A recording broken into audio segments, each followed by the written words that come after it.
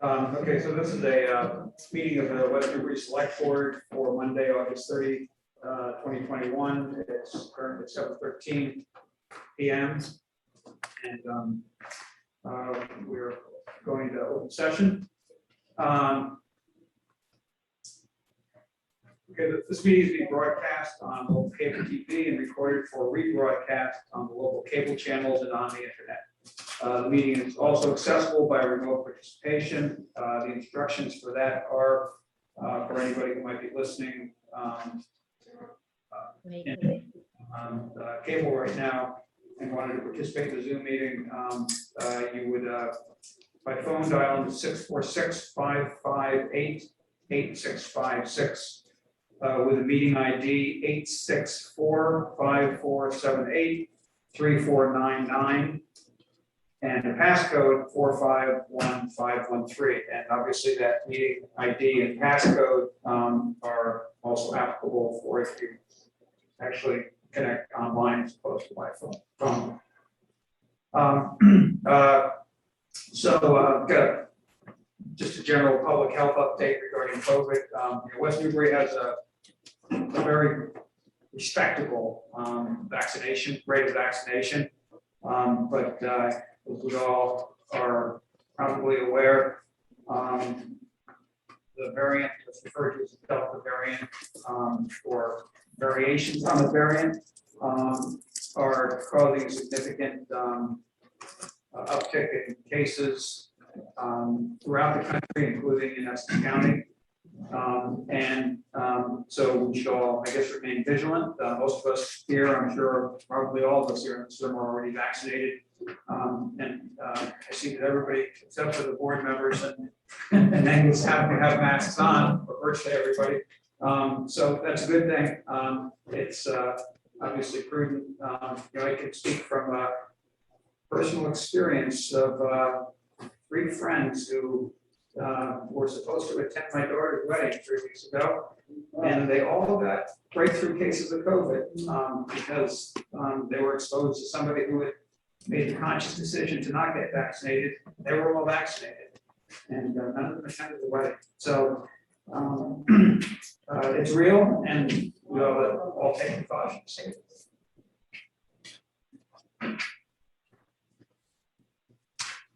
There's a presentation on veterans benefits September 1st at 10 a.m.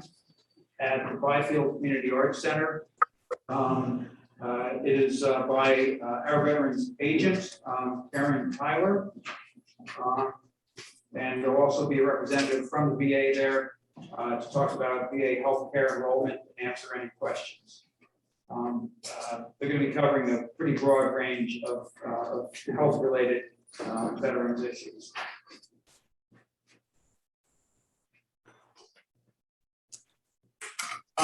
So there are a number of committees that are still in need of additional members. The Finance Committee needs 1 member. The Conservation Commission needs a member. These are real opportunities to contribute to the community and to the workings of your local government. Also, the Climate Change Resiliency Committee needs members. We probably all are at least somewhat aware of the UN IPCC report released 2 to 3 weeks ago with pretty dire information regarding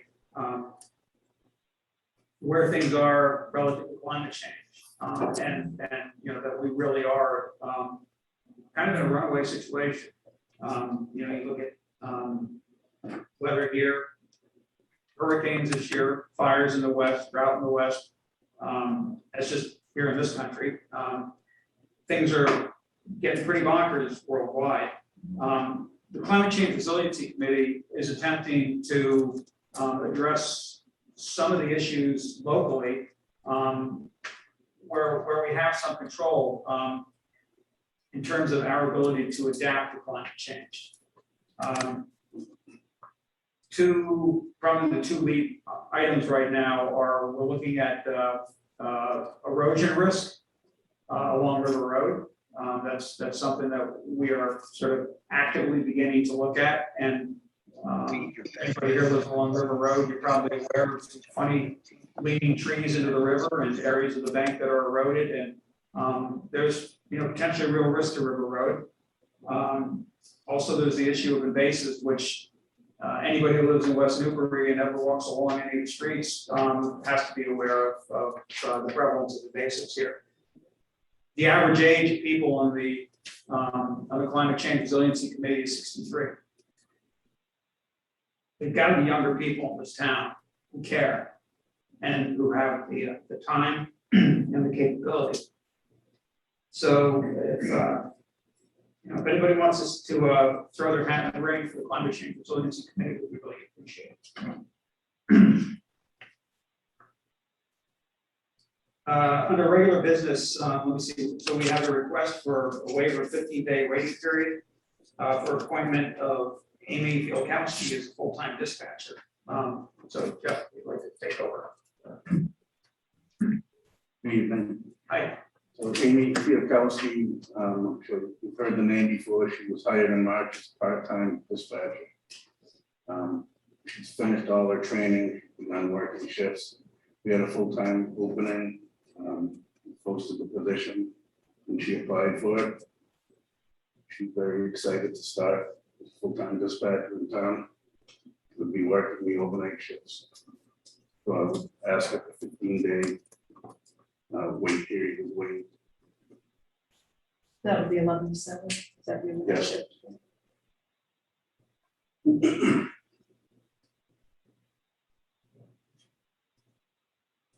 I move to waive the 15-day waiting period for Amy Fielkowski to be hired as a full-time dispatcher. Second. Is there any other discussion? No. All in favor? Aye. All right. Thank you. Great. And the next is a request for appointment of James Dorgan as a full-time patrol officer. That's correct. James here. Hello. Hi. James is currently in the Massachusetts Air National Guard. We just came back from Alaska for a month, so we're lucky him. He passed all the background testing requirements for the job. I bring a lot to the table. He's in the military police with his actual job. Air National Guard, so he does have policing experience, not so much on the municipal side, obviously. Currently a reserve officer, so he can start working, doing his FTO training now, but I think it's going to be a great asset for the department. Go by Jim or James? I go by James, ma'am. Okay. My father goes by Jim. Okay. James, what are you studying in Salem State? What's your major? Criminal justice, ma'am. Great.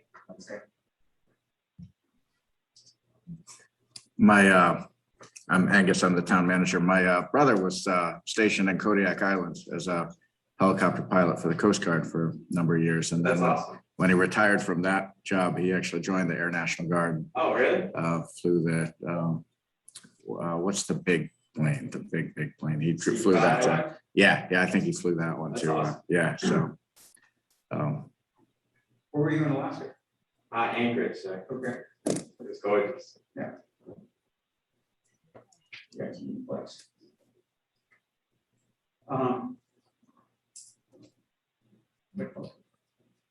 I move to appoint James Dorgan as a full-time police officer. I know. But do we have to have a date beginning, Angus, or? I think it would be effective as of, as No. he would Wait, invited to be sworn in. So as of the swearing in, which could be scheduled for tomorrow. Yep, I believe tomorrow. Yep. 9:30. So Yep. With an ending date of June One. 30th, Yep. 2022. And that end date is that's just a standard. All officers will be appointed at the beginning of each fiscal year. Yes, sir. Second.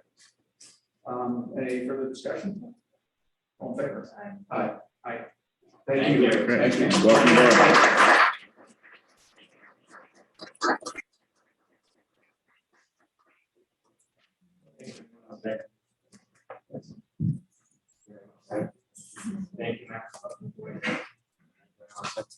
Congratulations. Thank you all. Thank you.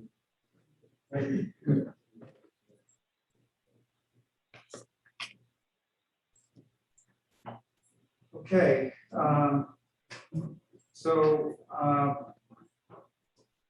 we now are, well, hearing very changes to the personnel policy, specifically, addition of Juneteenth as a recognized holiday. So I believe, Angus, this was posted for, 10 days, Yes, pursuant to the requirement of our personnel policy. And I'm not sure what comments we received. I don't recall. I read that here. But, you know, the idea would be to, we currently have, up to this point, there have been 11 recognized paid holidays for Town of West Newbury employees. And this would be the 12th. Yeah, it's now, will be recognized as a federal holiday. So, yeah, we didn't receive any comments. I do know from the union negotiations that, and it's, as you know, it's in various union contracts that if the holiday is added as recognized for non-union personnel, that would automatically extend to union personnel as well. So Angus, do you have any comments about how this would, the logistics of this, considering, I believe it was supposed to be, it's going to be like a Saturday holiday, is that how the federal government has set it up, or? I don't know how the federal government has set it up. I think it was, this last year was, it actually occurred on Saturday, and because it occurred on Saturday, the recognized holiday, I think it was on Friday. Yeah. It was on Saturday. So, I'm sorry, say again? It was on Oh, it was on Saturday. Saturday. The recognized holiday was on Saturday? It was, Okay, yeah. okay. But I think it would be up to us what our policy is. I've heard some towns do it that it would be on Friday, and if the holiday's on Sunday, they would give them a day off. Do we need to vote on that, or is that? Well, see, that's what I just wanted to, like, how we should define that. I mean, that makes sense to me. that kind of approach. Yeah, no, I think that makes perfect sense, that, I believe it stated if it falls on a Sunday, it's recognized on Monday. But if it falls on a Saturday, it's recognized on Saturday. So that would be the town would define whether you would recognize it on Friday. I know, yeah, the Secretary of State's office puts out a list annually of all this state recognized holidays and when they fall and when they're recognized.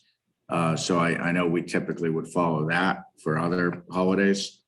okay. But you're saying it's on Saturday, that's when it's. That's what it said, Yeah. yeah. And that being the case, and it's essentially not that year, it's essentially not a paid holiday.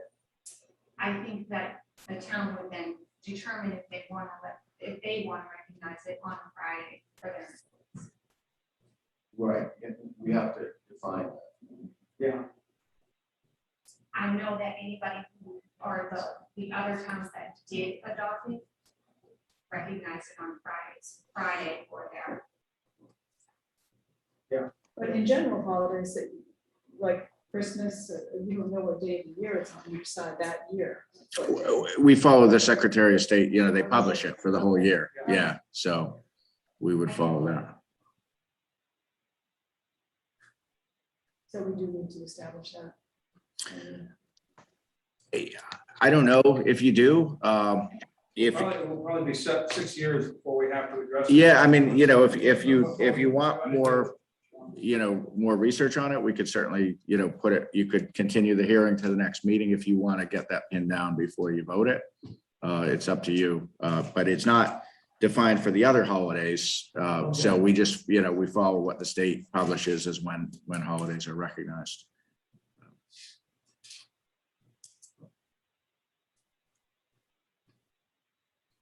So Jenny, is that the only holiday you're aware of that the state designates it on a Saturday? That's when. That's a general statement at the bottom. Oh, So that's for all holidays that fall. I was surprised. So, Yeah, that's right on. All holidays fall on a Sunday are observed on Monday. Saturday holidays are observed on Saturday. That may have to do with businesses like banks or, maybe relevant, but my guess is that, municipalities and most companies, say manufacturers probably recognize, if it's Saturday, probably recognize the day before. And I mean, that's what we would do here, I think, regarding Christmas, right, or New Year's, Fourth or, of July. yeah. So what I've done in the 3 years I've been here is I do bring forward around the beginning of the fiscal year, I bring forward the whole year's holidays just to kind of get it out of the way, get them all scheduled and not do it piecemeal. There's nothing in the regs that require that. It's just I do that. I did it in my last job. It's just a little more efficient and it's better for everyone for planning purposes. So I think if the board added Juneteenth, I would add, I could bring forward an amended schedule at a future meeting. And then you could decide that night, when it was recognized. But, Right, that sounds like a reasonable way to do it. and maybe, when we do get around to the more comprehensive update of the personnel policy, it could kind of spell out that approach that at the beginning of the fiscal year, the holidays for the subsequent year and the day that they are recognized could be defined. That makes sense. And then it'll get taken care of in one fell swoop. Yeah. Right, so I move to revise section 7.1 of the personnel policy to include Juneteenth as a holiday. Second. Any further discussion? All in favor? Aye.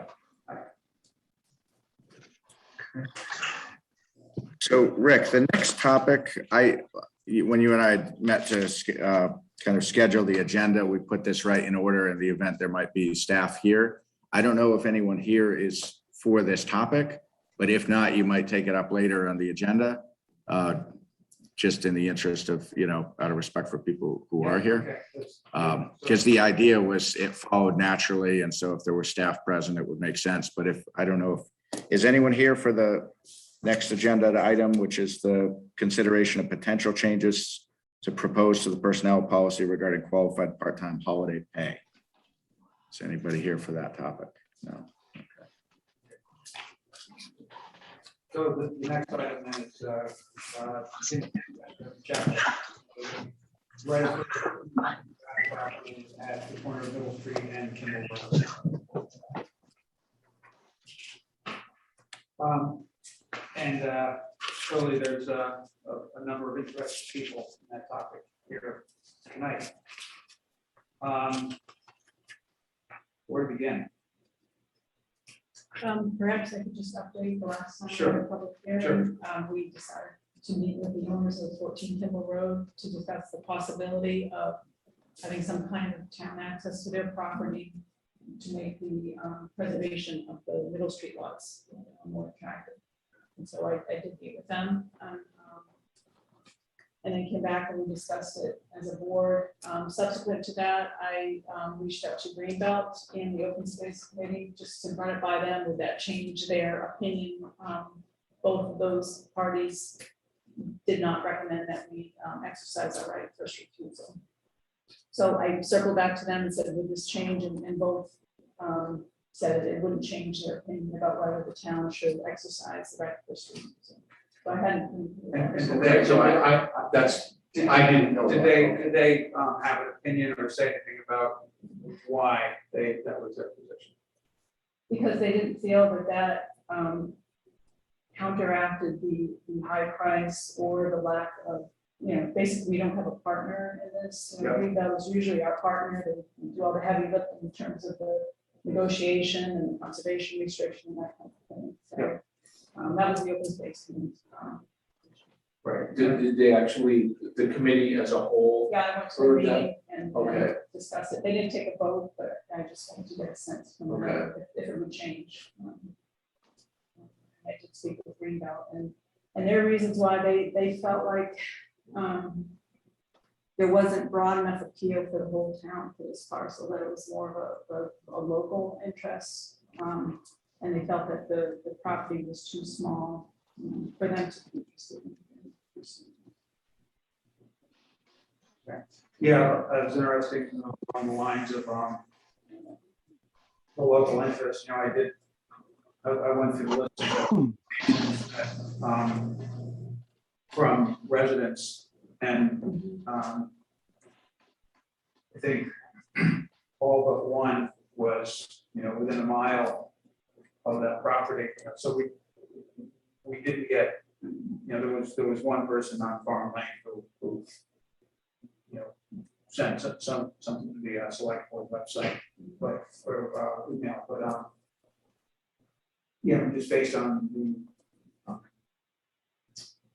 the info we received via email, it was all represented one small corner of town, which is a corner of town that I live in. So I'm sensitive to it. I understand the property and its value. But I think that sort of corroborates Greenbelt's perspective there.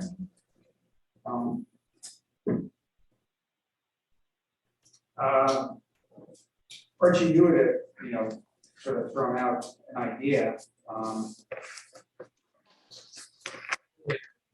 The idea of potentially bonding CPA, and going through CPA or bonding it, or paying it out over a number of years.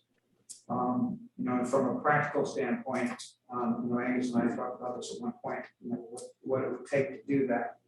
And, with the remaining time, you see the clock started ticking June 15th, we're now 5 days into it, about 45 days left.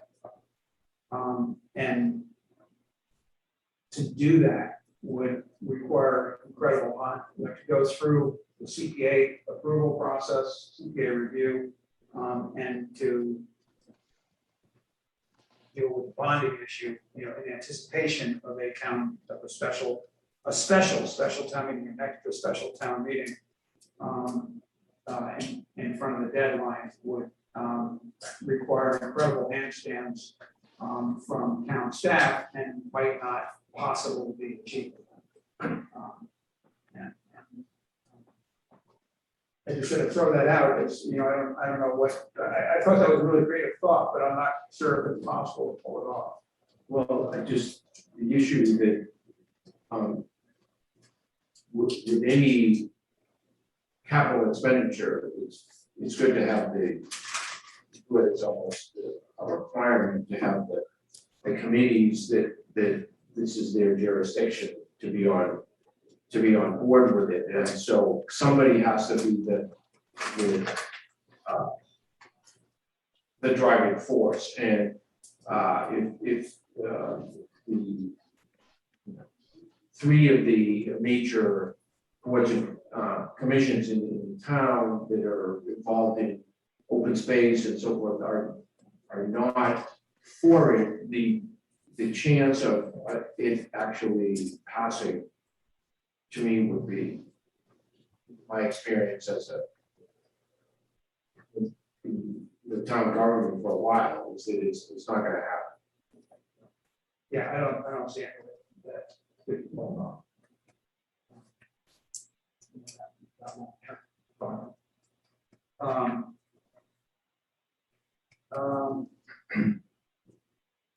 One thing, this is sort of slightly off topic, but and I discussed this with Angus this afternoon.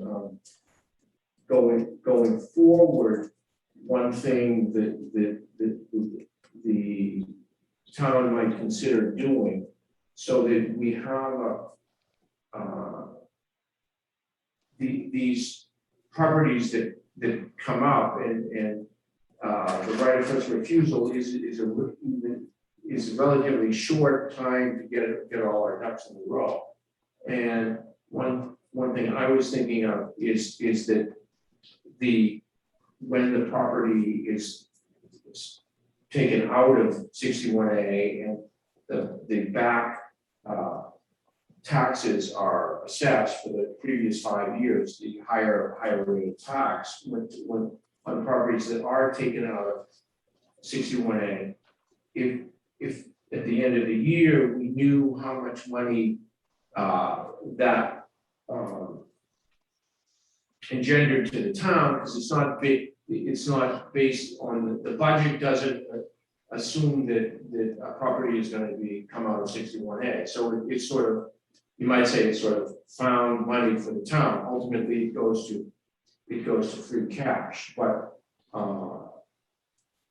and that's what happens to it now. But maybe if we dedicated that money in the future, we start to build up a little war chest of money that could be used to purchase, because we need to be quick-footed to deal with some of these properties sometimes. There's not a lot of time. Maybe we want a different appraisal. Maybe we want someone to evaluate its usefulness in terms of whatever, a water supply or a hiking trail or whatever. And we might be able to access these funds a little quicker if it was in a dedicated account for those types of things. So I had Christian, the chief assessor, look into this, and so some years we get zero. In the past 5 years, some years we got approximately 30,000. 1 year we got 90,000. So on a rough average, you might say we get 50,000-60,000 a year that could be saved up and over time actually make a pretty good war chest for helping out in these situations. So just a What thought. would have to happen for that to? Well, we'd have to create a stabilization account to put it in, and B, at a town meeting, we would have to vote to take that money out of free cash. It would only be done retroactively from the previous year. We know that through June 30th, we collected 27,000, and we put the 27,000 into the account, either in fall town meeting or the next spring. So it would be less restricted than a CPA, because you mentioned water, and which is a concern, land for water. It would be less restricted than, as you're envisioning it, than CPA funds. A little bit, yes, but mostly because it's money that we plan to use all the budget is balanced, so we plan to use all our property tax revenue for certain things. I'm going to the police, I'm going to the schools, whatever. But this money is coming in that we didn't even plan on. It just comes in a lump sum of 5 years retroactively on that property all at once. So it's like it's money that the town wasn't planning on using. Then it could be used next year for whatever, if it was in free cash. But it seems to me if it's sort of been that this is money that normally would have been used for, because this was a agricultural or conservation property that was taken out of that, then maybe it would be more appropriate that at least it be used again to try to conserve other land. Just a thought. Yeah. It's a little off topic, but I thought of it when this issue came up. I guess one thing I would say to all of you, who I assume are abutters, is the fact that it's a local priority doesn't diminish it, in my opinion. I still think that would be a worthwhile purchase, but I cannot get past the price. I mean, all of our land purchases have been from a conservation seller. They were interested in either taking a loss or something. But to pay over $1 million for 3 lots is just, I'm on a meeting. Don't talk to people. I'm I'm on a meeting. comparison of all our open space purchases, since we started recording back to 1998. And the average price per acre for all of those was $19,000 per acre.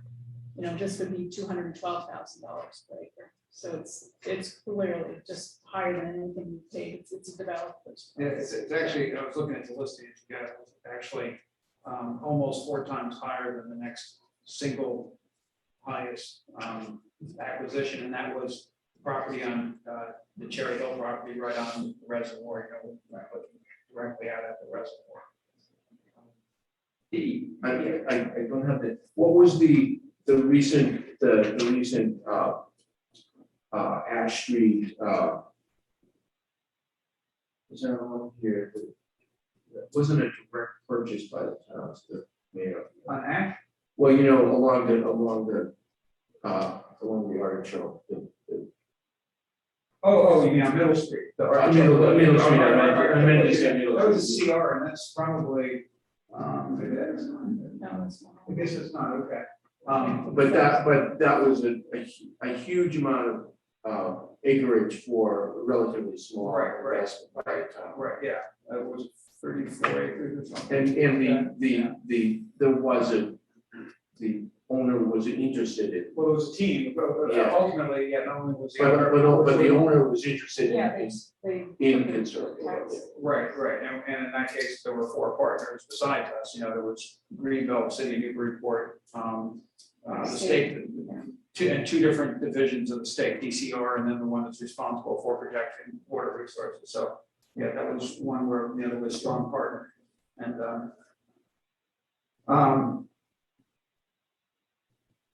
yeah, I mean, I, It's very disappointing. I mean, it's one of, I know I said it before, we have to make the hard decisions and sometimes this one is it's just simply too many dollars per acre. We're paying, the town can't afford to pay retail price for a house lot at the moment. That's what I would say.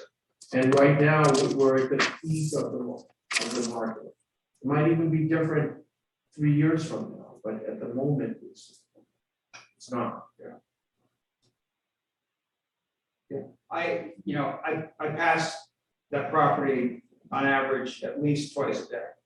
And to me, it's has huge value in a lot of different ways. But I just can't get by the cost, particularly relative to what our historically, the way we've focused on achieving land acquisitions at affordable prices, at prices that make sense from the town standpoint. And I don't see that in any sense we can compete with an overheated commercial or, market, real estate market. And that's what we would be doing essentially.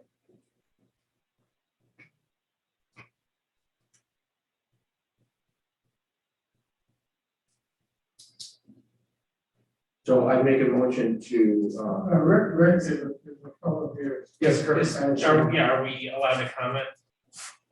Yes, please.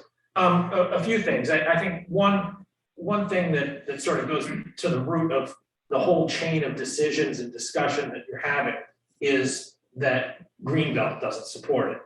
And that Greenbelt has an assumption that this is a local project that only people, locally around it, abutters. You said yourself, Wendy, you assume we're abutters, and we're not.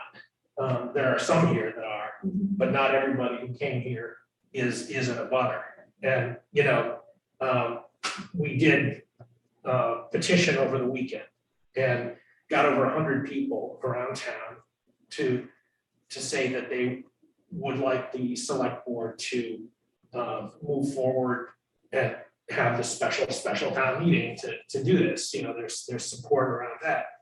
Unfortunately, with the start of this chain of discussion and decision being an organization outside of town with a private board with a certain agenda and a certain thing that fits their model, they're driving this whole discussion through our open space committee right down to you folks in a direction that has to match their agenda. And they're a great partner for us and they've done great things, but that doesn't mean they reflect what the people in the town want.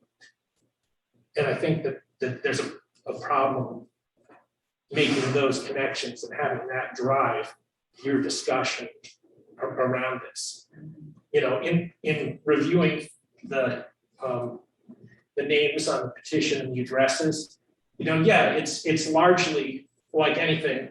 It's more concentrated closer, but there are folks from Turkey Hill, Main Street down by the high school, all around that stopped in the 4 hours that I spent sitting by the roadside this weekend and talked to me and signed the petition. It's something that people feel strongly about. And even if it is highly localized, and I think it does have broader appeal, but even if it was highly localized, all the things that we do in this town are like that, right? This is not the one thing. If you look at, the Coffin Street, right? If you were to plot out all of the correspondence and all around that, it's all right there, And there's a reason that the price is high, and it's partly because it's a retail price sale, but it's also because it's a very desirable area. It's a very desirable piece of land, and its frontage, it's buildable, desirable frontage that's creating this view, this attractive piece that we all hate to see go. And, the cost of it is a little bit more than 2 years worth of CPA income. So that's a big chunk. But it's unique. You go around town, you'll be hard pressed to find anything that's more attractive or that gets that kind of daily use by people passing by. In addition to that, Jen and Mike, the owners of the home and barn, are willing to make a real concession here in terms of restricting development. And I know their attorneys drawn up a letter and sent it to you guys. They're making a huge concession around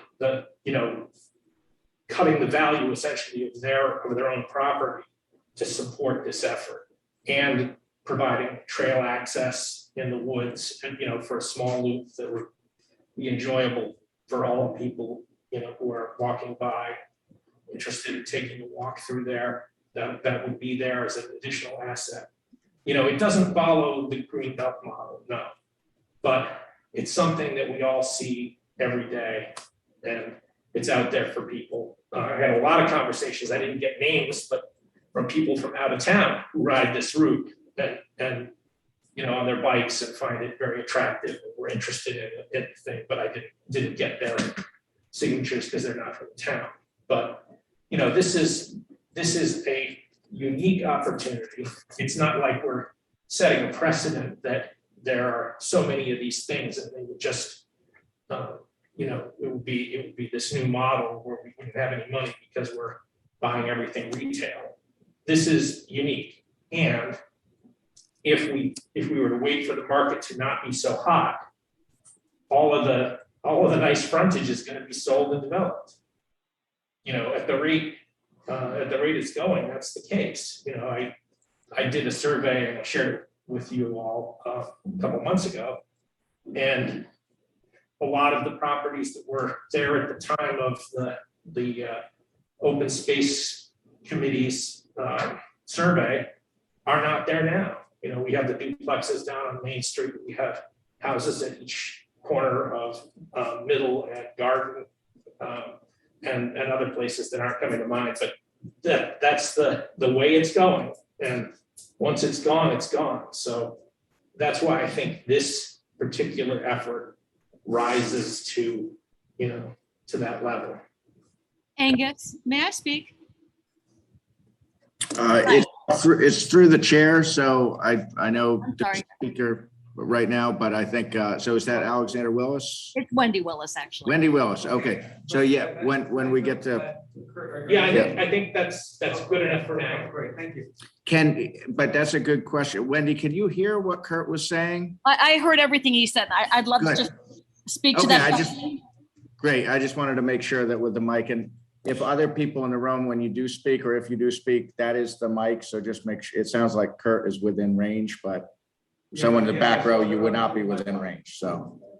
Thank you. Thank you for the opportunity to speak. Actually, Wendy, could you hang on just for a second? Of course. Wendy Reed would like to clarify something. Yeah, I just want to speak to the point about Greenbelt. They were not driving this process. On other land purchases, we worked together with them from the beginning. You know, they said they weren't interested right at the beginning. So we just kind of talked to them, but they, you know, they have all the experience with land negotiation and all that process. I mean, we don't have the experience or the resources to take this on our own. So it wasn't that they were driving the process, and I'm just reflecting that that's who we typically turn to, and without them, it would be very difficult for us to do this on our own.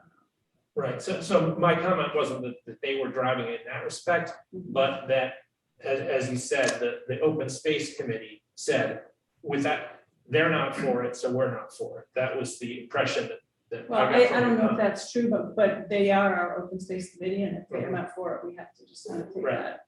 Right, I mean, yeah, Kurt, they're, you know, one data point.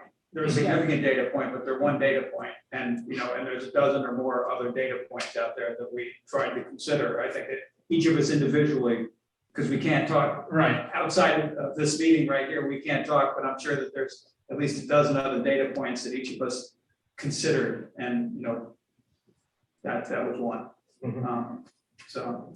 I would just to show you that sometimes these decisions are difficult. Like one of the people that wrote into the select board quite enthusiastically supporting us going forward with purchasing this property. I can say that a few months ago, called me up, complaining about the tax rate and why can't we do anything to keep the tax rate down for senior citizens and so forth. So sometimes people like things in theory, but I'm sure that this person actually knew that it would be using up CPA money, or it would be somehow, which everyone is paying on their CPA money is still, some of it is our tax money. It's not all coming from the state. So people like things in theory, but when the push comes to shove, they actually have the dollars have to come from somewhere. We have to balance all of these things out, and that just an anecdotal, but that's kind of the things we have to think of. So actually, Wendy, should I speak up now? Yes, thank you very much. I appreciate the opportunity. I just wanted to chime in as a local real estate professional. I've lived in town for 25 years, and I have been selling real estate. Can everybody hear Wendy? Okay, go ahead, Wendy. Sorry, I just wanted. Thank you. I'm sorry. And I've been selling real estate in town for 20 years. So I feel like I have a pretty good handle on why people move to our community. And the number one reason that my clients tell me is they want to live in the country. They want to enjoy raising their family in the bucolic, beautiful community that we have. And I know that it is an obscene amount of money. I get that. And financially, as a former accountant, I know the numbers do not make great sense. But we're talking about, like Kurt said, a particularly unique property. This isn't going to come along again. And this is one of those vista views that is rare. We just aren't going to find this all around town. Furthermore, I have knowledge of at least 2 very large parcels in town. I cannot say where they are, but they're over 100 acres combined that are going to be they're going to be developed. Developers are speaking to them now. They have no interest in selling them to anything other than developer to get top dollars. We're talking about hundreds more units coming into town. And that just kind of just breaks my heart, you know, as a resident who loves this community, that we're just going to be losing more and more open space. And I appreciate open space committee's perspective and green space, which is trail connectivity and, keeping the spaces green. But many of those spaces, general consumers aren't using. They're hidden away behind, know, they're in trails down off of River Bend. I appreciate everything that we did to get that and save that spot. But a lot of consumers don't use that. I can argue that any taxpayer, any person, any even person from outside of our area walks, rides, drives down that and just soaks it in. So I guess what I'm saying, and I say this with all due respect, but I really would like to see this go in front of the town and let the town exercise their will. Thank you for your time, everybody. Thank you. That's not really an option for us, so is it, we have to decide. Well, we have to decide, and then it would go to town meeting. And then it would go for a vote by the town as to whether or not to spend the money. And between now and town meeting, we would have to figure out how we're gonna fund it, which would almost certainly be with CPA funds. So the CPC would have to immediately jump into action and, really process something that, as far as I know, at an unprecedented pace, to approve or not use the CPC funds. Thank you. So that, you have a thing to add to what I just said about, that's my understanding of how the process would have to work. If there's any detail that you think is relevant. No, I mean, that's right. This, I yeah. mean, I'm just speaking to the Sorry, idea yeah, that that's we fine. could just Mhm. bring this to town, let town Yeah. decide. I mean, we have to decide, and if we don't think it's gonna Yeah, work out financially, it's not really responsible. We just right, gotta vote for it. right. So you. Actually, and could you state your name and address for the community? Thanks. Richard Withington, I've been a town resident for a small amount of time, not exceeding 10 years. I bike and ride around town like anybody else. And this property is one of the most unusual properties. I'm not going to beat that horse any further. You've heard several people mention it. In the future, when houses go up there, I want all of you to remember this meeting where we passed up this opportunity, because this will be a stick in our eye going forward and a reminder of future opportunities that we could take advantage of. I just hate to see this one go behind us. I realize there's a lot of work involved from your point of view for other committees to move quickly or do their job or to turn somersaults in a manner that they weren't previously accustomed to. But I think this is a time to consider this. If it's not done here, I think we'll look back on this with regret.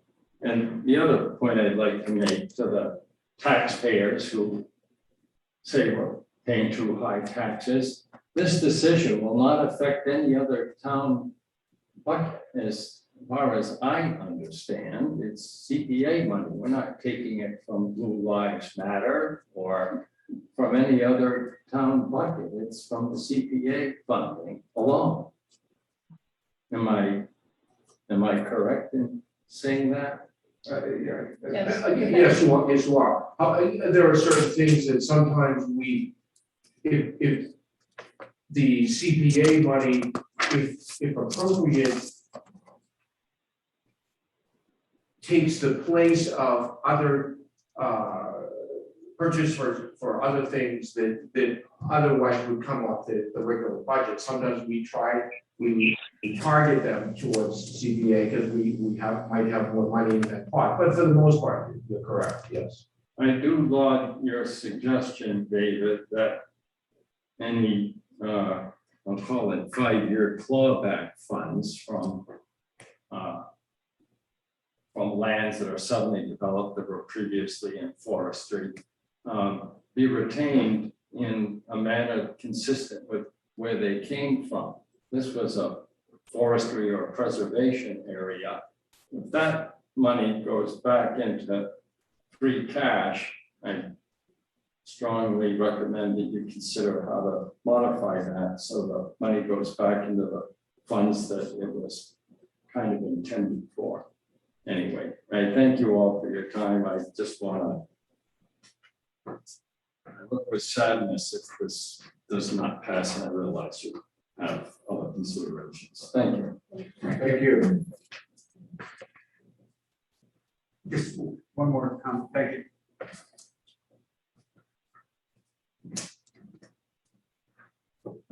First, I think that comparing this property to, for instance, the property that was recently purchased on Middle Street down in the reservoir is not apples to apples. I think that saying that it's 4 times more is not a very fair comment. It's completely different types of property.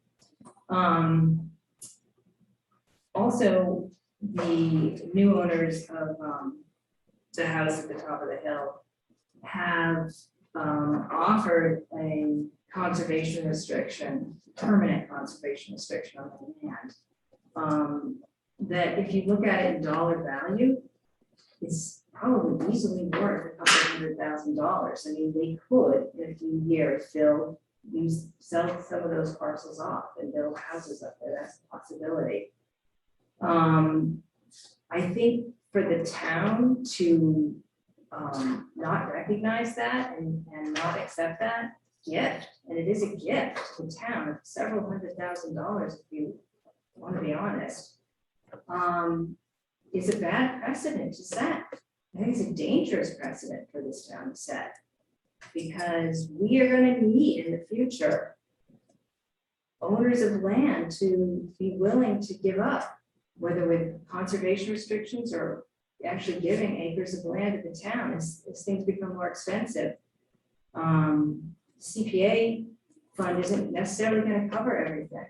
And we know that with increasing building, more of these big purchases are going to happen. There's going to be large development. So we need that precedent. I think it's an amazing gift to the town. I can't believe you're not acknowledging it. It's huge. It increases that land from 5.5 acres to, I mean, realistically more like 8.5. I mean, they're opening up all that portion of land for walking trails and to make it contiguous with this field. I also want to say that there were well over 100 signatures on these petitions and many comments on Facebook. I think that's representative democracy. I don't think you have to belittle it in any way by saying it's just abutters or whatever. These are town people. These are citizens. These are tax-paying citizens. 100 people, over 100 people sign that petition. That means something. I know that we supposedly have the purest form of government with the select board and different boards in the town, but it doesn't feel that way, actually. It feels with the open space committee making this decision. I don't know if they're here tonight, and not really listening to the people. It doesn't feel right. It feels very undemocratic to me, actually. And last thing I want to say, just because something's hard doesn't mean we shouldn't do it. That's also a dangerous precedent. This will be difficult. We have 45 days or so to get this done. We have to have a special town meeting. That's difficult. That's a lot of work. But just because it is, doesn't mean we should say, yeah, not this time. This is too much. We really need these other people helping us. We need the support of these other boards. There's a lot of people here who really want this to happen. So I hope they take that into consideration and represent the people of the town.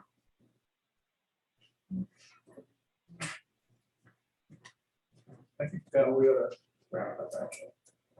So I think we would mind the owners of the property, Steve, if we could just say a few words. Sure, go ahead. Thank you. So I wanted to just show you these pictures so that you can understand. I'm Mike Morris, by the way. What you're giving up. So this is the aerial of the property, and you can pass these. So this is our property here, and you'll see the house lot. So this is the view that we're giving up. And then ultimately, these are the house lots that will be down on the road. And I think what most people don't understand is this is the plot plan with septic systems and candy canes. That's going to be the view along Middle Street.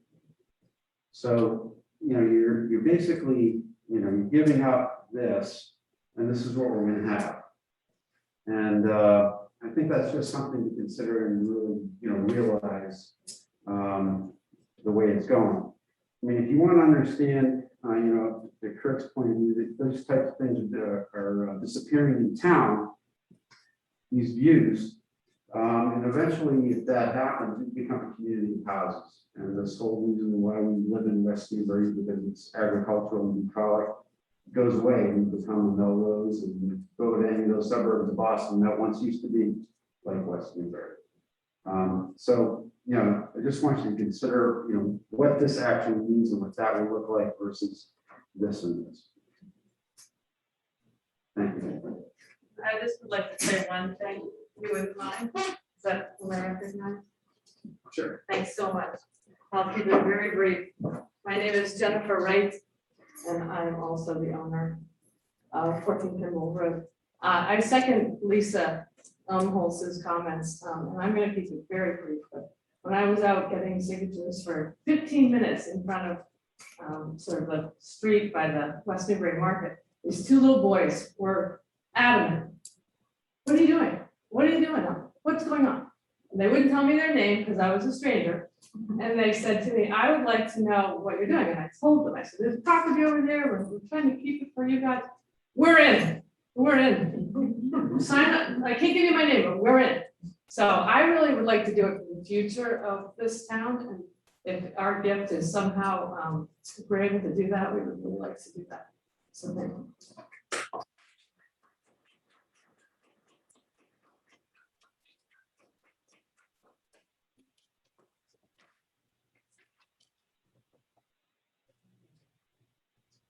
Thanks, everybody. Actually, just real quick, sorry, I have time for it. Okay, this will be the very last, I'll make it very quick, I promise. Sorry. My name is Michael O'Brien, my wife and I just moved to town recently, so I'm a little unfamiliar with the ongoings in town. I do know that we looked for about 10 years to find property. And we grew up and basically lived in Burlington, Massachusetts most of our life. It used to be a very kind of like blue collar, spacious area. And over the course of like 10 years, we watched it get overdeveloped to unimaginable, amounts and ruin the town. And I'm sure you guys are all aware of how precious this type of community is, this type of town in sort of the greater Boston North Shore community. You can't find these towns anymore. And I think it's important to save what you can, while you can, because, you might wait for the market to go down, but with population growth and climate change, I think that's not gonna happen. I've worked in real estate, I just can't see it. I don't see it ever coming back down to a sustainable level. So I think you do have to grab it when you can. And I just hope you, take that into consideration. Thanks.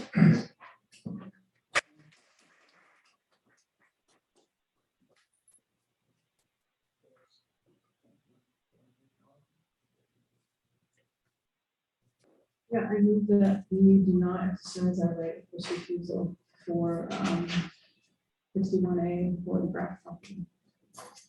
Second. So in discussion, I'll say something first. I hear everybody, and I understand exactly what you're saying. I appreciate the property for all the reasons that you mentioned. I've heard some things that I didn't completely agree with and didn't think were completely fair and honest, but that's part of a conversation like this. As I said earlier, I pass this piece of land at least twice a day, and I'm as likely to go by it on my bicycle at a slower speed as I am in my car. And I've been admiring it for years. I've stopped many times and counted the turkeys in the field. I've almost hit deer jumping across the road in front of the field. I've watched fox dart across the road in front of me. You know, I have pretty good understanding for it. You know, although I understand at this point, there's probably some skepticism, but, you know, as your elected select board, you know, we're responsible for trying to maintain as clear-eyed a vision of the full picture as possible. We probably each have different awareness of other properties that might be becoming available. You know, obviously to the folks here tonight, this is, you know, the preeminent piece of property, at least at this point in time. But there are other things that are going to come up where we need to use CPA funds. We know there are. We don't know when, and we don't know which ones are actually, we're going to actually have an opportunity to target.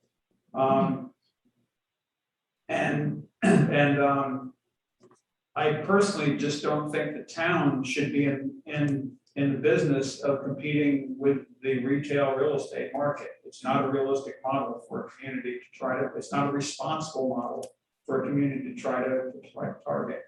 I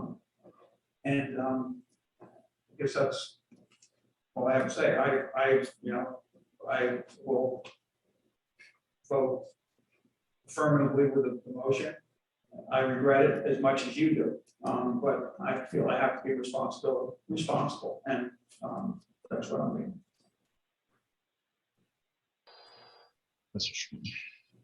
Any other comments?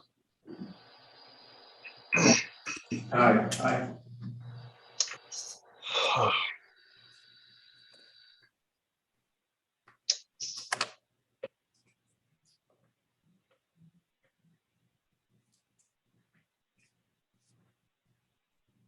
Sorry for those who are disappointed, but that's unfortunate.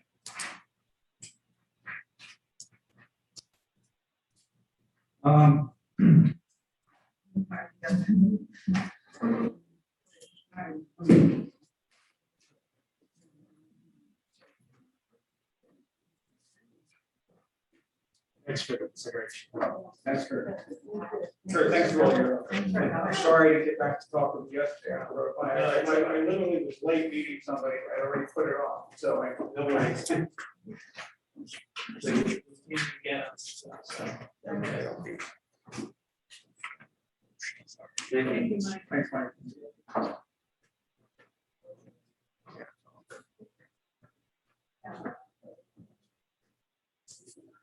So, you have Yeah, why don't we move right on, because I see Byron's up, we just about 8 o'clock, we're actually not that far off, and Chip is here right now, so, with Byron Woodman from Select Solar, who's up there in the left corner. We do have our animal control officer Oh, here. okay, all right, I'm sorry, we should take, yeah, I'm sorry, yeah, so Byron, we have to take up another issue first, if we have somebody here. Excuse me? Dave Rimmer here too. Oh, Dave. I'm actually Mike Carpone in place of Dave. Okay, yeah, all right, okay. That'll be, both of these should be. Two. I don't should be like one. Right. In fact, why don't we handle rebuild, because it's gonna be really brief.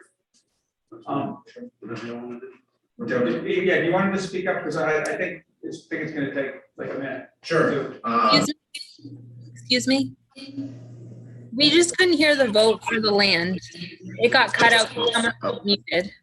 It was a 3-0 vote in favor of the motion to not exercise the right of first refusal for the property. Thank you. Welcome. Okay. Okay, sorry. My name is Mike Carboni. I work for the Essex County Greenbelt. We had sent a request in, I think back on August 9th, to install a 12-foot by 50-foot gravel pull-off area for our Ordway property, which is on Turkey Hill Road. There was some confusion with different dimensions of the parking area between the plan and the email. That was a mistake. Apologize for the confusion there. It is a 12-foot by 50-foot pull-off that we're seeking to do. 12 feet from edge of pavement, 50 feet long. So we're accompanying 2 vehicles at Ordway. We've had that property since 2004. With an actively maintained trail there, but just kind of on the shoulder, parking on a pretty hard bend on Turkey Hill there.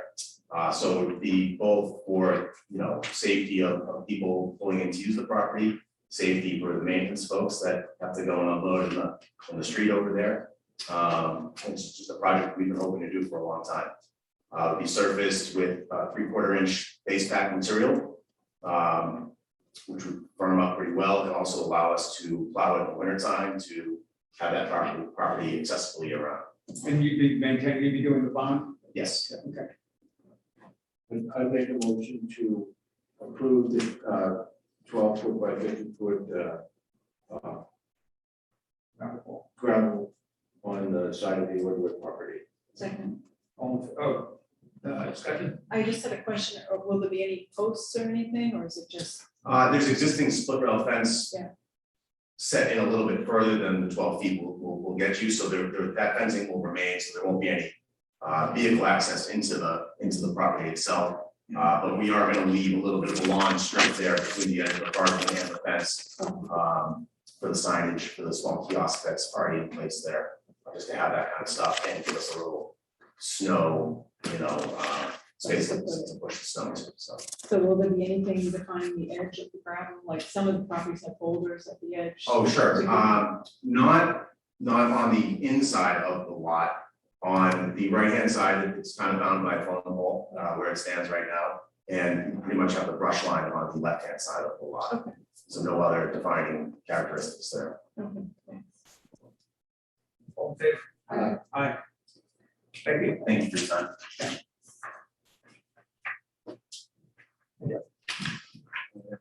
There's no Caleb Adventure. Hi, how are you doing? Okay, thanks for coming in. I like tattoos. Oh, thank you. Those are unique. All in favor of the They're fitting for control. Right. So how have things been since you started controlling or doing it? It's been all right. So I typically really try to hit Pipes Dave and Mill Pond. Some of the issues with patrolling Mill Pond is how large it is. And when I do go to Mill Pond, sometimes I will go out on the trails. The hard part is I can't go too deep into the trails, because if I receive a call, I have to be able to make it back to the vehicle in a timely manner.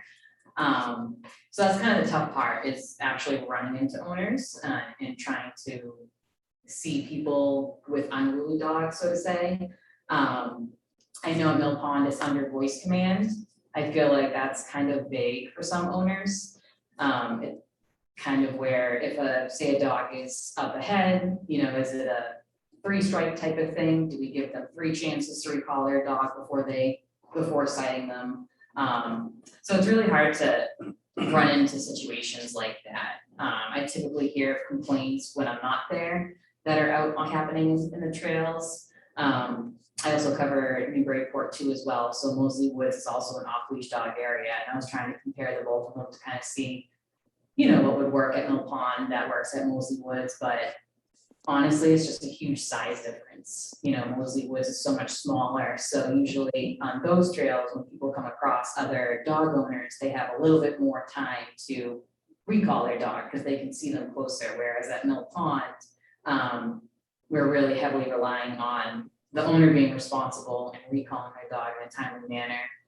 And sometimes, they're looking at their phone, they're not paying attention, and then all it takes is that split second. The dogs and people. Sorry. Yeah. Oh. It's pretty much both. So, I definitely have heard of issues with the horses too as well. I know the horses love to go down in Mill Pond and whatnot, but I know the big issue is with that is that there's a lot of dogs that aren't dog savvy to horses. And sometimes that's such a high value thing for a dog that even a well-trained dog, if they see a horse and that owner is calling their dog, that dog just might be like, forget you, I'm going to see what this thing is because this is new to me. Then we also have the issue with back in July with the lacrosse team running through and a 16-year-old getting bit. And, that was a pretty big situation because we couldn't find out who the dog owner was. So I couldn't verify rabies vaccine. So that child had to go through those series of, rabies shots. So it's an interesting spot. I've been trying to think of ways to kind of tighten it up a little bit, just so we can have a little bit more control down there. But it is definitely a tough area.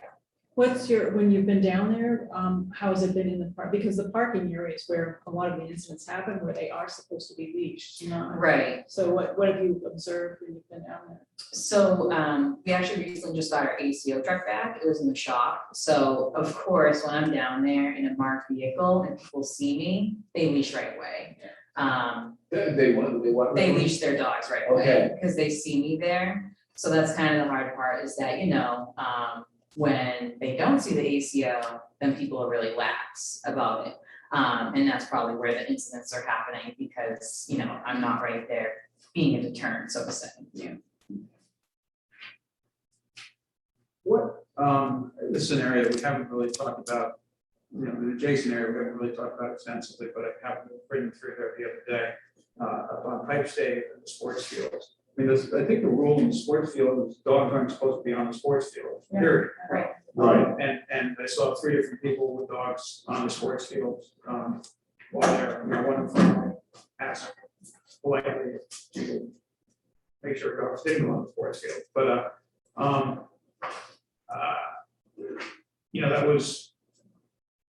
those seem like pretty high prevalence. I don't know how common it is for that area, for there to be that many people with dogs that are actually on the field. Yeah, I see, usually like the fall time is in the winter time is when I catch people on the fields, because they think, well, it's winter time, nobody's gonna be using the baseball fields, but once the snow melts, then the dog feces is still out there. So I don't really see too many dogs on Pipe Stave, at least when I'm there. I'll see them walk by, like where the recycling starts, they'll walk around that gravel road, continue down. This is actually where it was down the soccer fields down below, you go down the gravel road. Down there, yeah, and that's a tough spot too, because from the top parking lot of Mill Pond, you can walk right through those trails and then go up to the left and then through the field and right down too. Yeah, it's tough with no barriers. And then also putting a lot of trust in these dog owners that their dogs are trained. And I get a lot of people say too as well, well, my dog's friendly. And that's great but not everybody wants to be approached by a dog. For example, I have 4 dogs myself, and I bring all 4 of my dogs off the leash at the same time. They're not the best trained, trust and believe, but when I see someone approaching, just as like proper dog etiquette, I recall all my dogs and I leash them. I wish like something like that could happen at Mill Pond, but again, it would be something where I'd have to be there continuously at all times, ensuring that, people were abiding by that. Any things that you can just minor adjustments, any particular areas where we allow the off leash now, that you think we should change that? I think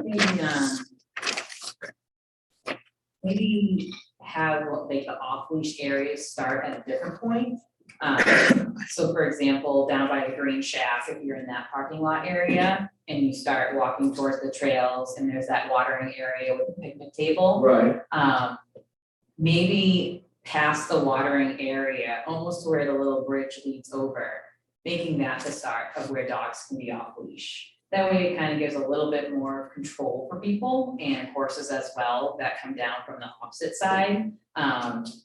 They'll just have their dogs on leash ready, so if anything is approaching or there's horses coming out of the water, they're already prepared. That's about the only thing I can think of unless it goes on leash completely. Have you ever given a citation or a ticket, or what is, you have the authority to do that? Yeah, I had one encounter with one man before, this was this past winter, and I told him to leash his dog and it wasn't too pretty. He really gave me a hard time, told me this is the reason, problem with the world. That, we make everybody miserable and he's been doing this for X amount of years and he should be allowed to because he lives here. So I get some negative feedback like that, but it's hard to enforce the voice commands unless I'm there, like testing people, saying, okay, recall your dog right now. And if the dog doesn't come, I cite them. That's a possibility, but I feel like that would lead to confrontations and then more people appealing the tickets as well. So it's tough to enforce, whereas at Mosley Woods, it's a little bit easier because it's more confined. So I don't have to go too deep onto the trails. So when I start to see dogs act unruly, I'm just they're all kind of just right there, so to say. So is it the same voice command rule at Mosley, or is it something different? At Mosley, you can have 3 dogs off leash, the 4th has to be leashed. And it doesn't mention anything about voice command, just that your dog can't be aggressive. But, we do have dogs there that will be a little bit too rambunctious and a little bit too much, and I'll have to ask them to leash them, or if they refuse to leash them, then I cite them.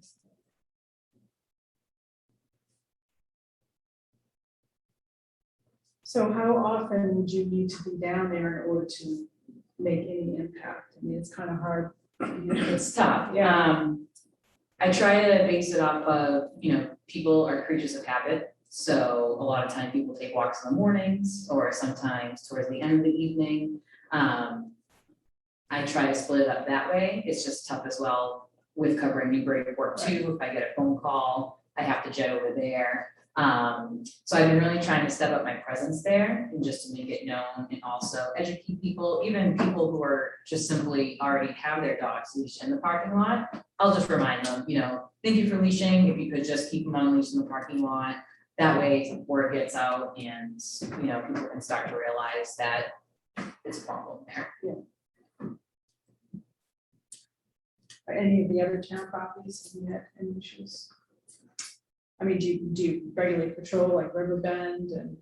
Molden Street, so Molden Street, I have had some issues. There's some people believe that it's off leash there, and some people believe that it's on leash there. So that's another hot spot that I have where people often will take their dogs off leash, and I'll be walking that trail, and I mean, they're going to the bathroom right along the water line, which can run off right into the water. Yeah. When you see that, is that cause to cite somebody? Yeah, if I see them doing it, Yeah. other times I just pick it up, I carry poop bags myself, just in case. The hard part is catching them in the act. Right. So same thing with Mill Pond, I have to be able to see the act, Yeah. and that's the hardest part. And you're not on duty on weekends, right? No.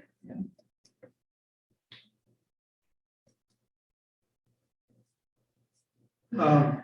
So do we know if some of the changes that we had recommended in terms of signage, did any of that get It's accomplished? not happened yet. It hasn't happened yet. I have corresponded with Wayne. We have to kind of sit down with a map and mark out what, where it needs to be posted and then order the signs and install them. So, Yeah, the signs on the entrance conflict with what the rules are, so, I mean, we clearly need to look at the rules and have the appropriate signs. yeah, I mean, I've written it up in detail.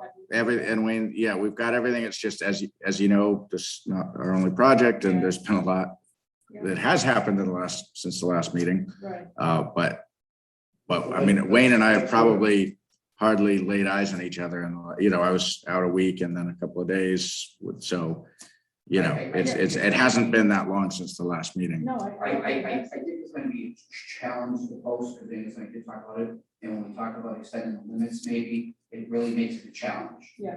For me, when you say to sign something, and then there's a make-believe dotted line that says you can now no longer be on leash. It's tough to sign that because someone's gonna say they didn't see the sign. Right. Yeah, so I basically wrote it up and provided the sites to the different sections of the Mill Pond Management Plan, which as you know, are different for different and it's in 3 different places.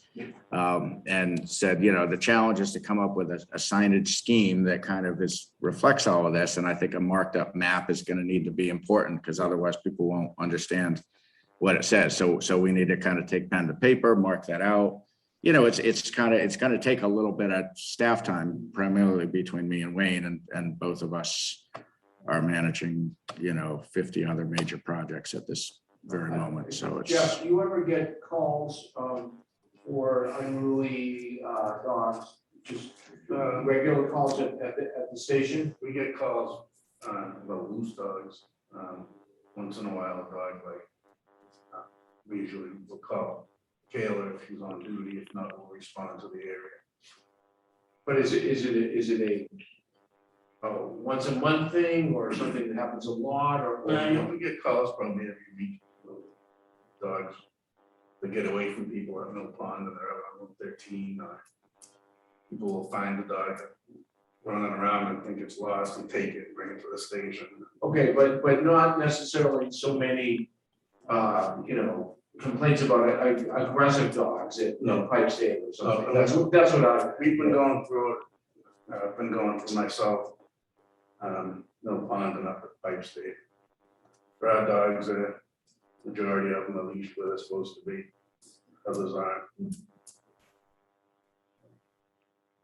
Yeah, I haven't really encountered any aggressive dogs, which is good. I think the lacrosse incident was, when dogs see something running, they're gonna chase. But from the times I've been down there, I haven't seen any behavior. I never had to tell anyone like, hey, you need to get that dog out of here because that dog is not acting, appropriately. Relatively, they're all friendly dogs for the most part. So the cross-country team has meets there, over the fall, and I'm wondering whether we need to continue, having coverage, because there's, multiple teams, large groups of people running through there. Yeah. And they do run through the parking lot down the pond. If I knew when those were, I have no problem, even just standing by there during that time period, even checking the trails wherever they run through, to ensure that, there's not any influx of loose dogs there. I can do that for sure. Okay, so if I just send the schedule to the chief for the meets, the whole meets. Okay. happy? And if the school had some portable signs that they could put at the entrance of this kind of Like there's a running meet event happening, Yeah, that might. That's a good idea too, yeah. that could also deter people knowing, oh, the lacrosse team's running through Mill Pond today, maybe we'll go a different day. Yeah, cross country. Yeah. Today, 3 to 5 or whatever. Okay, that sounds good. Is it just the meets there, or is it practices? Well, they there? practice there as well, Yeah. yeah. Practices also, okay. Yes, but the meets have several teams. Right, Yeah. yeah. Okay. Well, thank you both for your extra Thanks, attention. that was very helpful. Yeah. I have seen cruisers coming out of Mill Pond, 4 or 5 times in the last few weeks, so I appreciate that. Okay, no problem. Great, thanks a lot. All right. Thank you. Thanks. Good night. You too. Okay. So, yeah. We are at H, the select presentation of findings / recommendations regarding potential additional solar at Page School. And we have on Zoom here Byron Woodman of Select Solar, and then Chip Wallace of the Energy Sustainability Committee, right here. So Byron, would you let's take it away? Angus, I believe Byron has a I don't know, I assume it's PowerPoint presentation, Byron. Yes, it is. Yep. Can we give him a screen control to show that? I guess you might want to do an intro first for yourself. Well, but let me, that would have been really great to know ahead of Oh, time. sorry about that.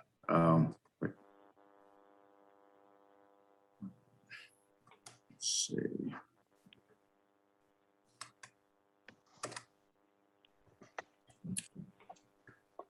You have to make the post, right? Yeah, where do I do that? That was, it's in the menu. Oh, make host, here we go. Okay, great, good.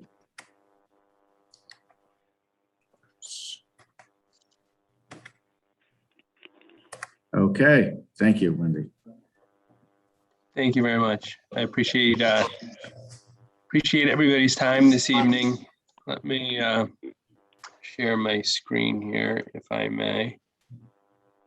And all right. Do you see the presentation? Sure, just fine. Yep, looks great. Byron, I'm just going to speak up for a minute and give a quick explanation, a little background.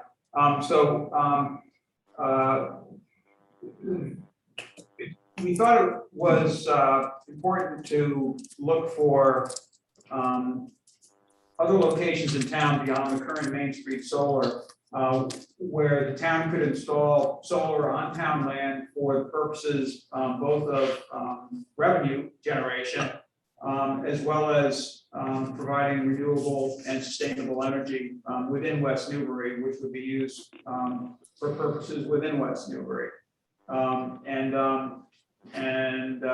We've been talking with Select Energy or Select Solar about that.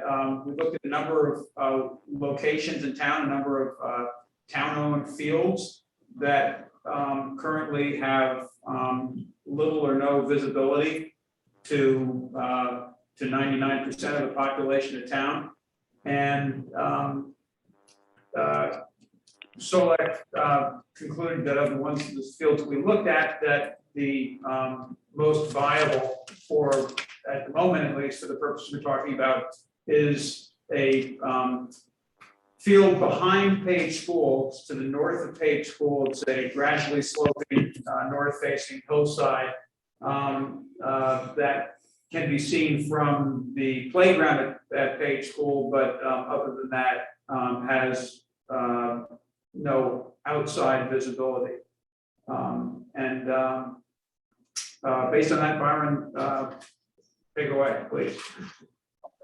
Yep. Yeah, no, I appreciate that. Thank you very much.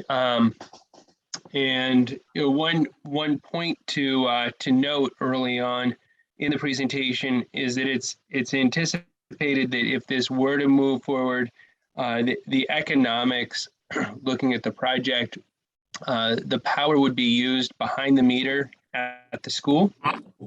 And given the size of the field and the economics through the state's SMART program or solar program, there would be excess generation that could be used by the Pentucket school system.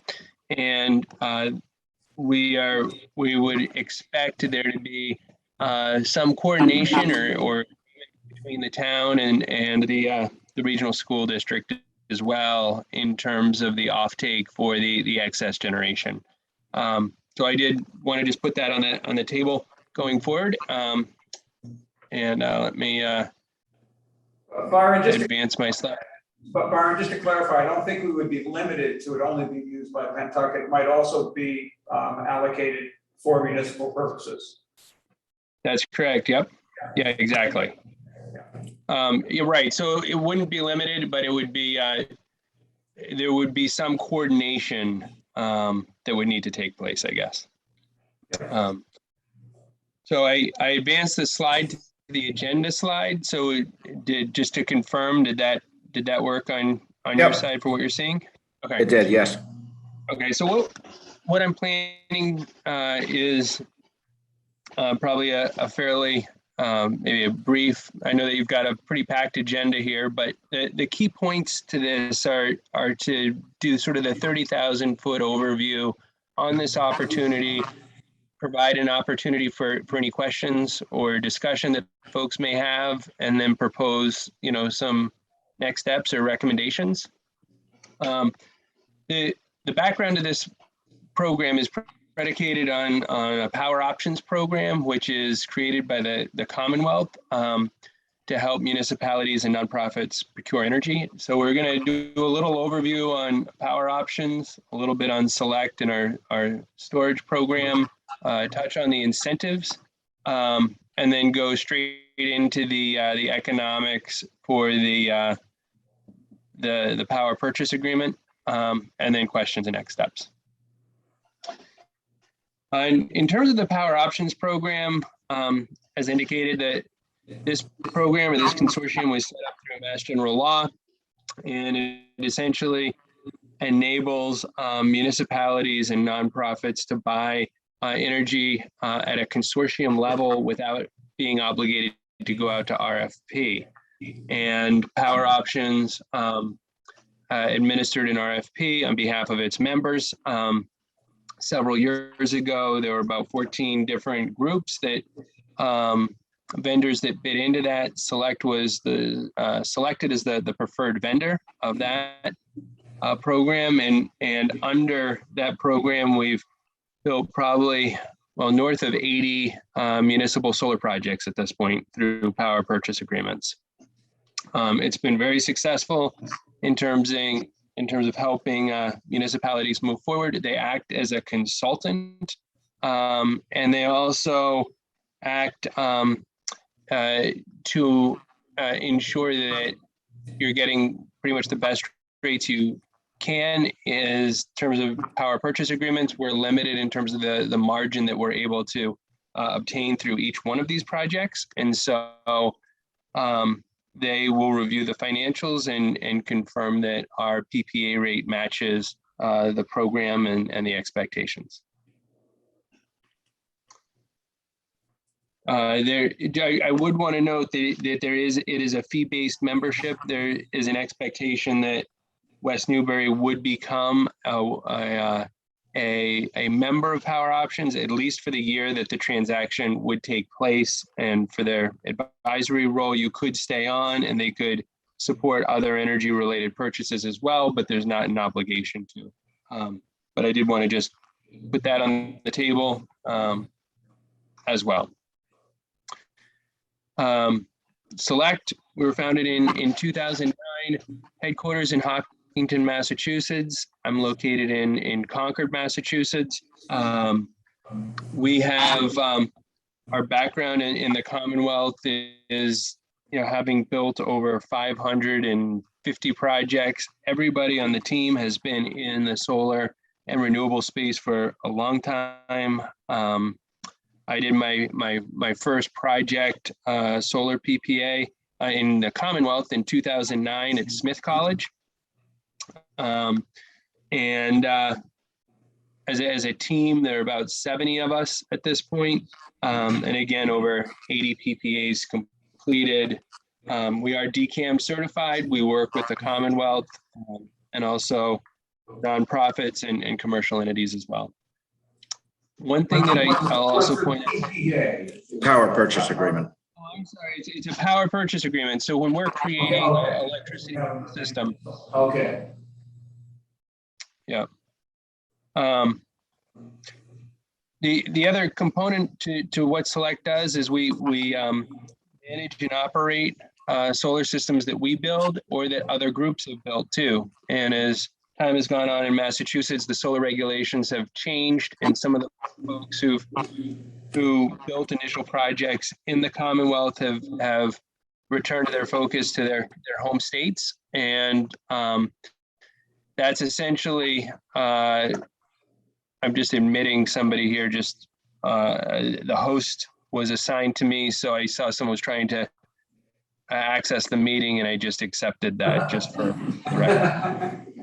Make sure it's not a bummer. I just saw that someone wanted to join and thought I would include them. So we do manage the projects as well too, and it's two lobes of the brain here, I guess. So in terms of the smart solar, the Massachusetts renewable target program that was created by the Commonwealth to help incentivize solar throughout the Commonwealth. If you've been involved with solar over time, there have been different programs or incentive programs. Under this program, the Commonwealth has arranged that the utility will pay a fixed dollar per kWh to the owner of the system for a 20-year period. And that really, it's the smart incentives combined with the federal tax incentives that provides an environment which enables Select to offer fixed PPA rates or power purchase agreement rates to municipalities. And the incentive level is directly proportional to the rate that we can offer our customers. And there was an initial 8 blocks available that's been extended. Now there's 16 blocks in National Grid. And there's also adders for project-specific characteristics, and one of those being a public entity. There's additional incentives for municipalities to advance, but that's really the economic backbone to the program and the offering. So in terms of Select and Power Options working together to serve Power Options members,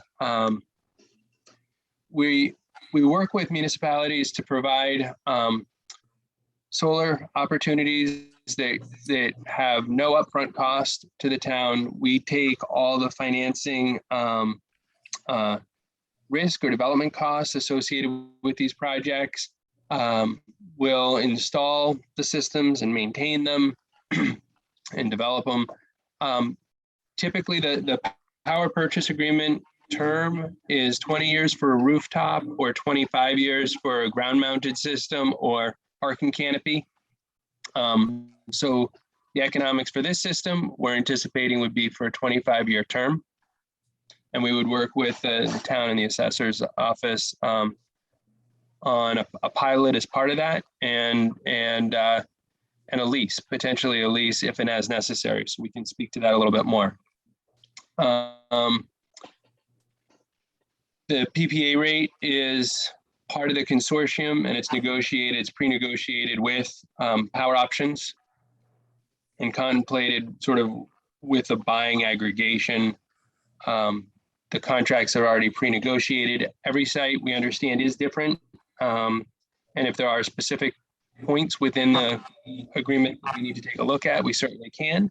But we're working off of a common template that's been accepted by the other municipalities and the Commonwealth. And then Power Options will be an advisor throughout the full process. Going down the next level here, just to speak to the economics of this, feel free to ask any questions. I'm going quickly, I am aware that you have so many other items, but feel free to ask questions as I'm going through this if you have them. So here's the page school, the location of the panels. You can see the blue kind of arrows here. Each of those little lines here is one of the panels. The system is about 711 kW DC. The page school is right down here. You can see the ball fields. As contemplated for this project, the energy would come down, would run a conduit through the field, and then down and connect to the transformer, which is already located in front of the school. We've modeled this based on solar plus battery, or solar plus, resiliency. And the thought around that is that to the extent that the battery would enable the town to be responsive to both revenue streams, additional revenue streams, as well as help power the school, potentially in the event of a power outage. We're seeing that as being a favorable design. We did look at the economics for a solar only piece as well too, so we're prepared to talk about that. But the initial guidance and the thought would be to include sort of the microgrid capabilities to provide a resiliency option for the Page School as part of the project.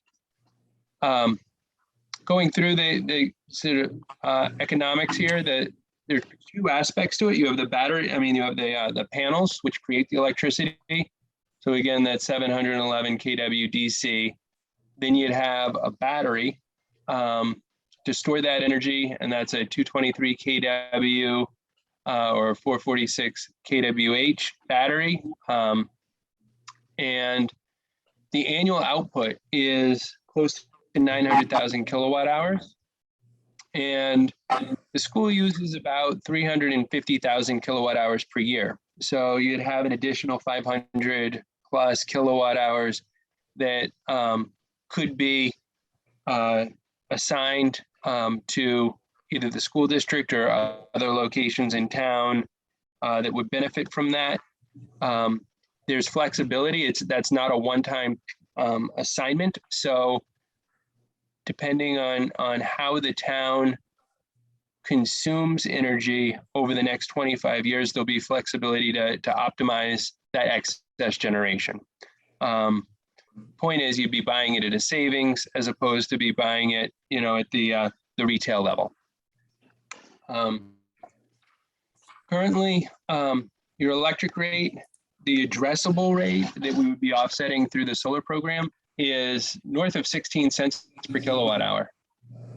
And the solar cost, including the battery and the controls for the microgrid, comes in at about 13.2 cents per kilowatt hour. So you're seeing, a savings of over a penny per kilowatt hour for the generation that's created.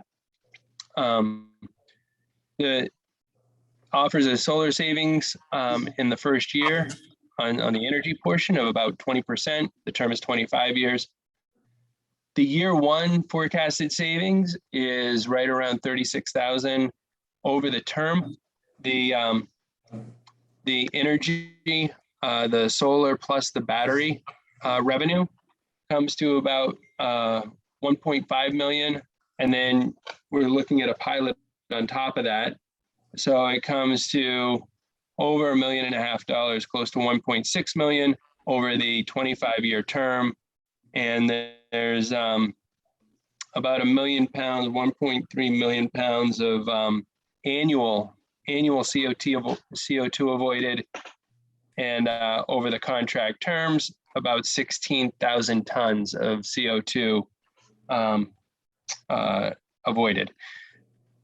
So I'll stop there. I guess the one other point that I'd mention is what you don't see in this column is breakout for a specific lease payment, and that would be negotiated with the town. So once the economics are calculated, we can negotiate the pilot revenue, the PPA rate, and the lease. Those pieces kind of move together based on the town's preference. So I'll pause there to see if there's any questions before I, yes.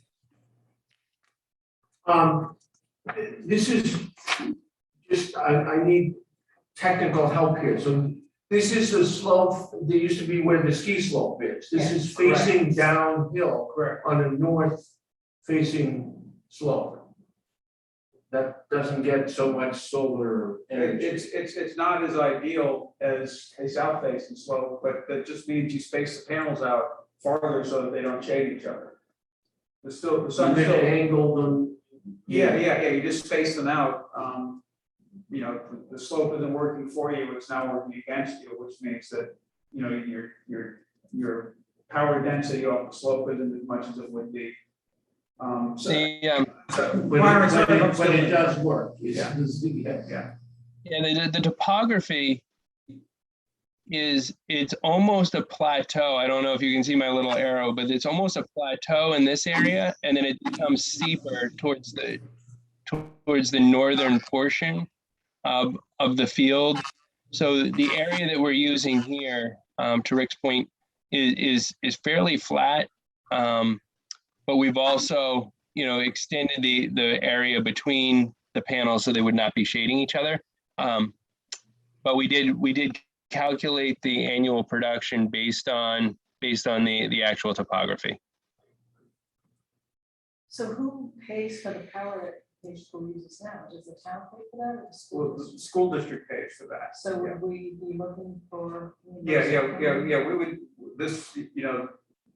one of the aspects we'd have to address is negotiating an agreement with the school district. The school district would probably be looking for something in return.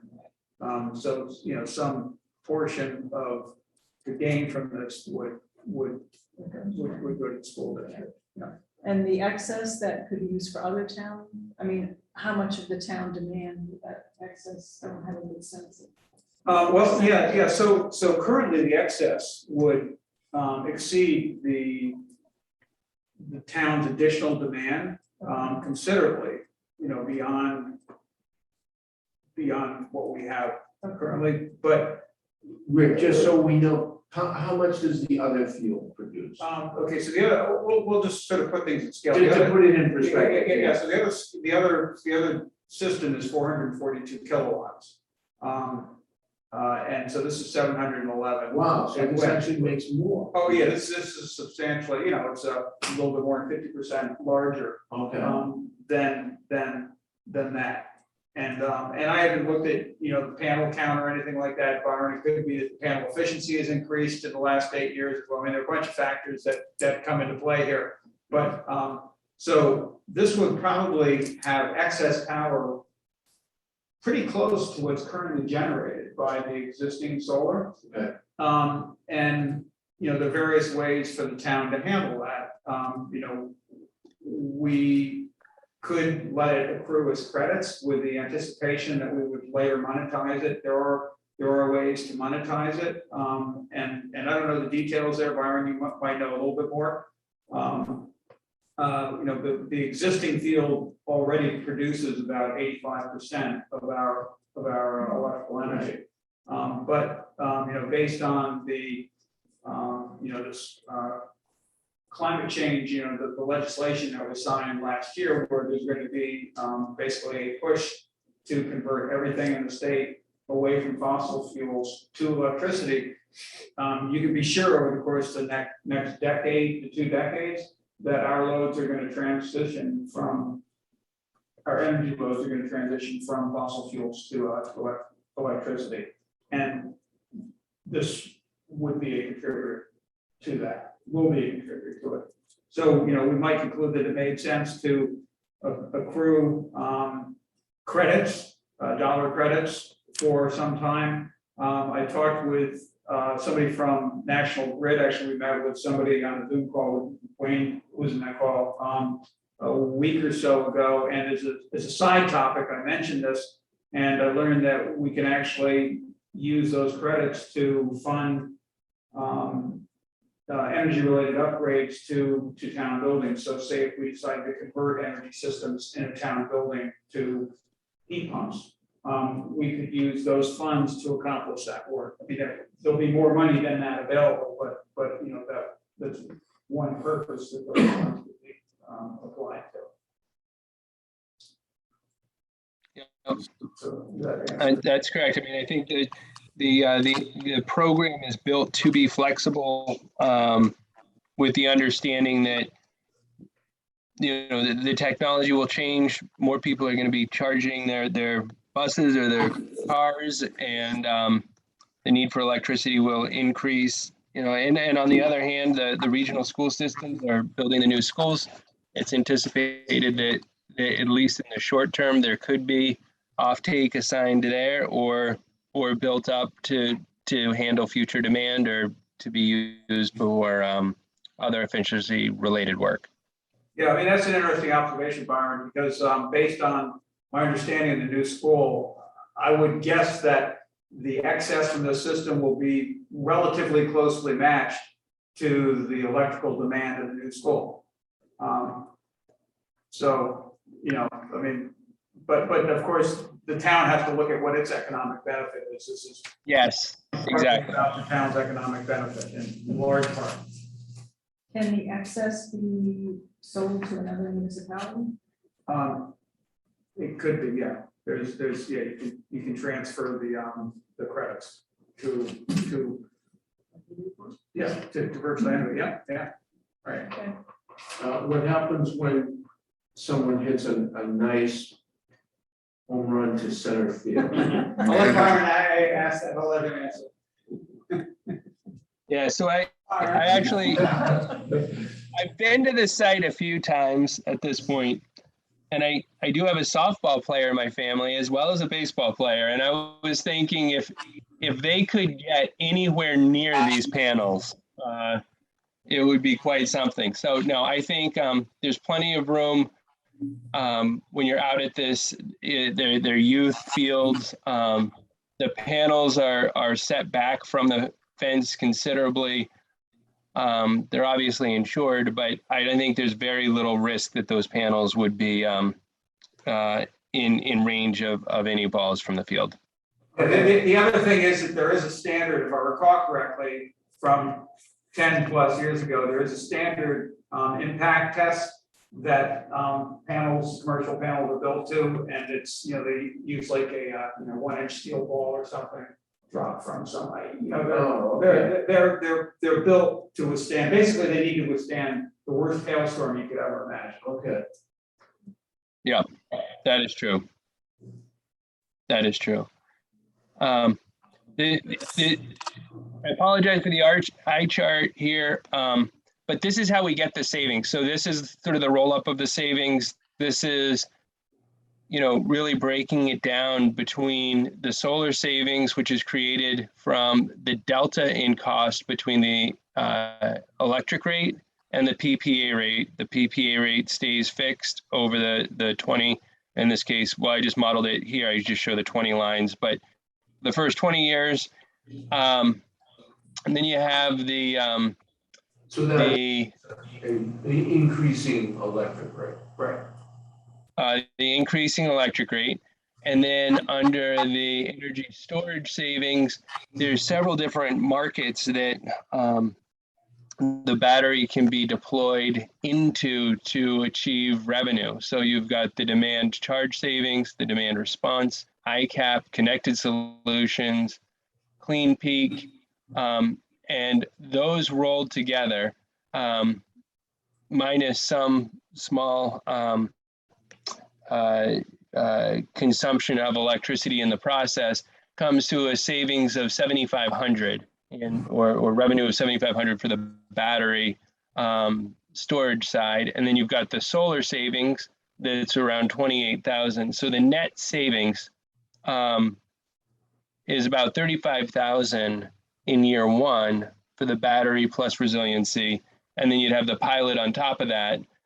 So you're looking at around 39,000 in year one. And then that obviously increases over the term. Now, one thing, just point of comparison, I'm now admitting another participant to the meeting, is if on the solar only side, because you don't have the battery or controllers in the capital cost, the PPA rate is a little bit lower. So it's at 12.5 cents that would be selling the energy for, as opposed to 13.2 cents. The savings accrues throughout the term. And here you have about 1.4 million, almost 1.5 million plus the 79,000. So it's comparable between, at the end of the term, it's comparable between the battery side and, the battery plus solar or solar only. And so it's anticipated that you'd want to benefit from the resiliency. There is slightly more savings there too, but it is an option that we could take a look at. Does that make sense, everybody? Yeah. Okay, then in terms of the development and the due diligence, next steps really include the next level of homework, starting to work with National Grid, understanding if there are any upgrade costs, filing for the interconnection application, securing the incentive, and preparing, all the engineering for the project. So again, that's something that we would do on our own cost. We'd be looking at the site feasibility and permitting, and then negotiating the pilot. those activities are expensive. And there's risk involved for that for us. So we typically would start with what's called a letter of intent, where it's non-binding for the town, but it's a commitment not to use the land for other purposes while we're doing the feasibility studies.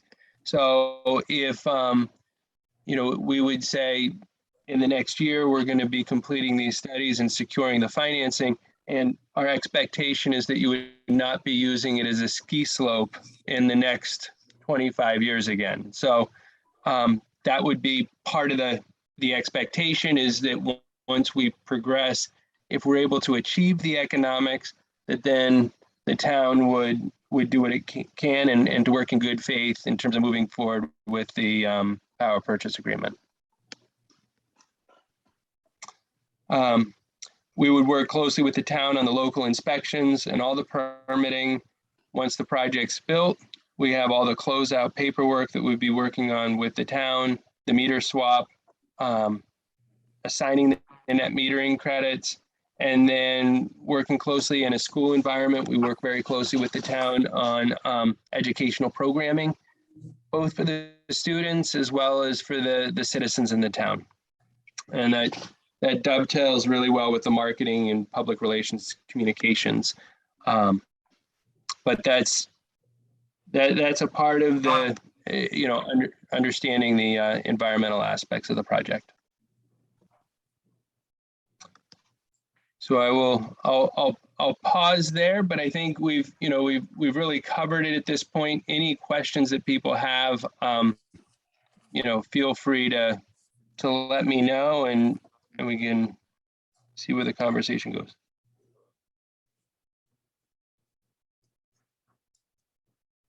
Anyone? Is it possible for us to get a copy of the presentation? I'd like to have a little time to digest it and, Yep.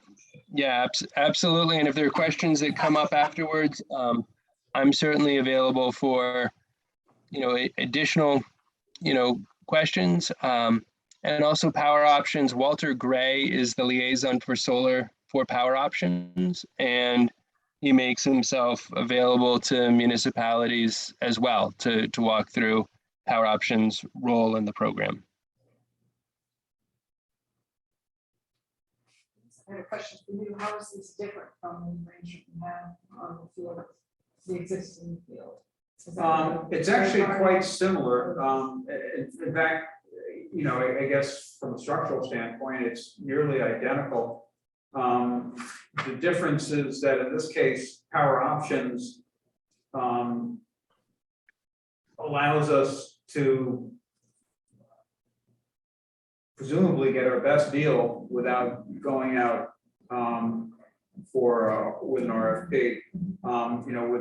With the system that we currently have, we put out an RFP, got a handful, I think it was 4 responses. Reviewed them all, interviewed, met with people, made a choice, and ended up with Amoresco. And with Amoresco, we have a PPA with a pilot agreement and lease. And the lease amount is, in the grand scheme of things, kind of trivial. The PPA is less trivial, but a minor part of the stream, and then primary income stream, 90% or so of the income stream is from energy generation. And there's no battery component. There's no battery component here, and initially, initially Byron presented the solar only. We talked about it, and given the trends in the energy industry, trends in electricity supply, it makes sense to go with a battery option to have the resiliency. The financial benefit difference, the delta is trivial. It's $5,000 out of 1.49 million, but we get an additional benefit, which is resiliency, which has multiple types of benefit associated with it, not least of which is additional backup supply for the Page School. We had a bad experience there a few years ago with a freeze up, and there's a generator there now, But, you know, this is from that standpoint, you could look at it as belt and suspenders. That's really a secondary benefit because there's a revenue stream that, that's realized. Perfect.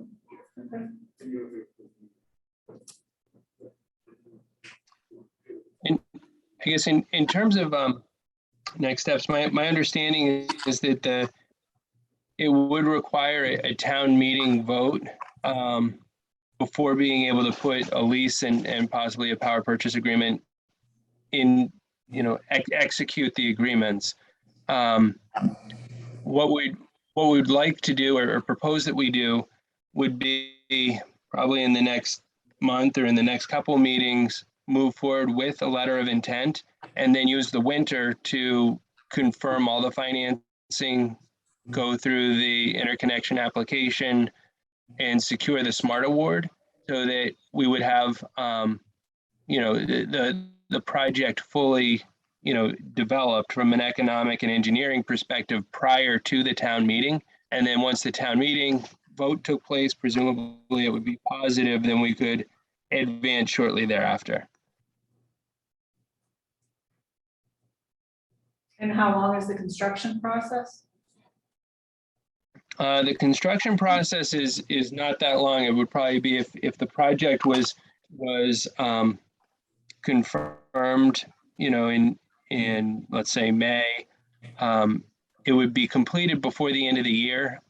Certainly, the actual putting in the panels doesn't take that long, but working with the utility and doing the meter swap, it's kind of like an activity of the construction, and then there's the administrative process of permission to operate and going through the approvals and things like that. So the whole cycle, I'm anticipating that it would be completed by the end of 2022, but the construction itself would be just a small slice of that.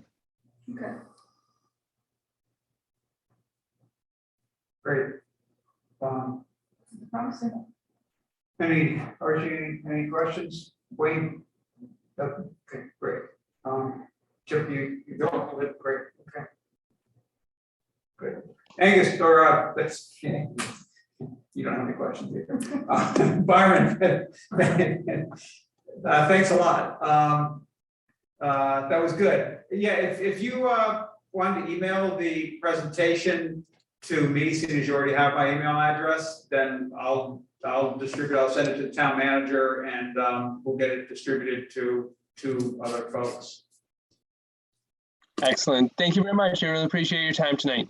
Thanks, Byron. And if you just be sure to give me control back of the screen. I think you just need that. Okay. There you go. Got it. Great, good. Thank you. Yep, thanks. Thanks. Bye-bye.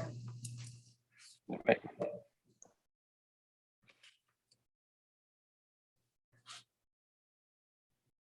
It still says it's closed.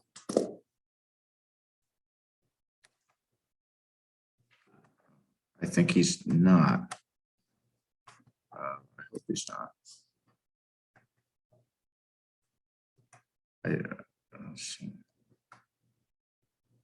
I seem to have control. So I do until I don't. Right. I am the host now. Got it. You should have control now. I was trying to figure out how to switch it All right. back to you.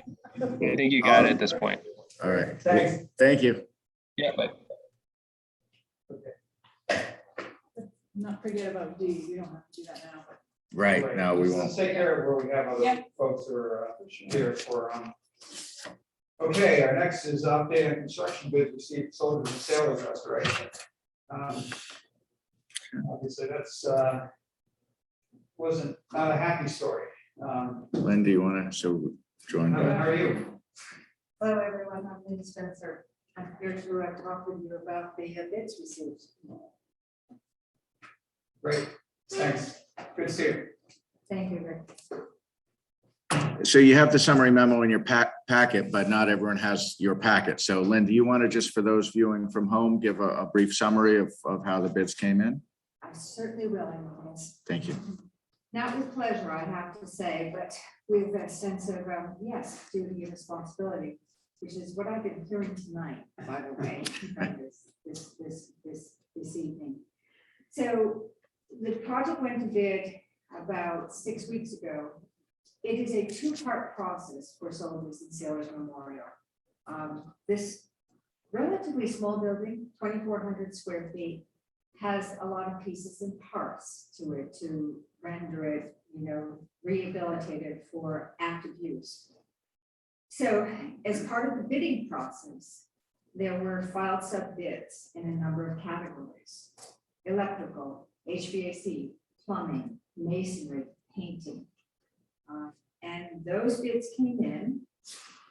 They were distributed to, the general bidders. We had a fair amount of activity in those categories with 3 to 4, in one case, 5 bids received in those various categories. But ultimately, when the final bids came in from the general contractors, because with filed subbidding, that goes to those who might be acting as general contractors, they elect to take on those bids or do an alternative. We only had 2 bids. We had a bid from Campbell Construction, who was the low bidder of $2,109,000. The second bidder was Deulis, and they were $2,251,800.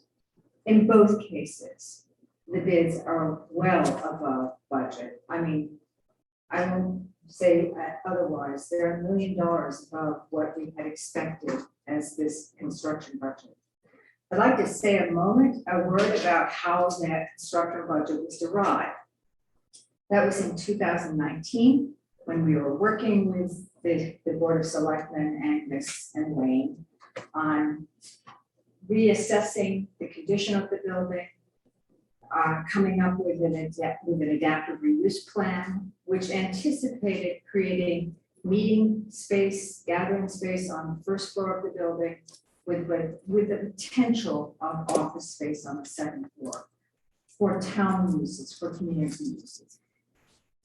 The bids at that point, the cost estimates at that point were derived by an outline plan and specification that then was costed by a contractor we worked with on many occasions. They understand masonry projects, because I'll remind you that, for instance, we are reconstructing the turret of that building.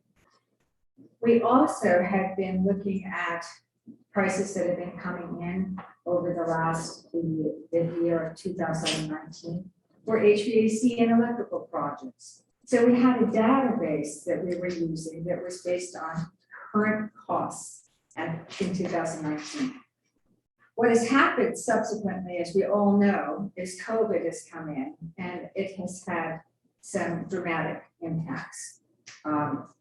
We see it especially in areas involving metals and woods, metal products such as heat pumps for the air conditioning system or electrical cable.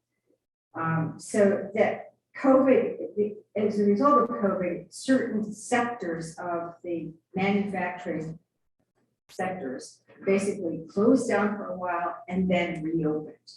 The demand when they reopened has outpaced supply.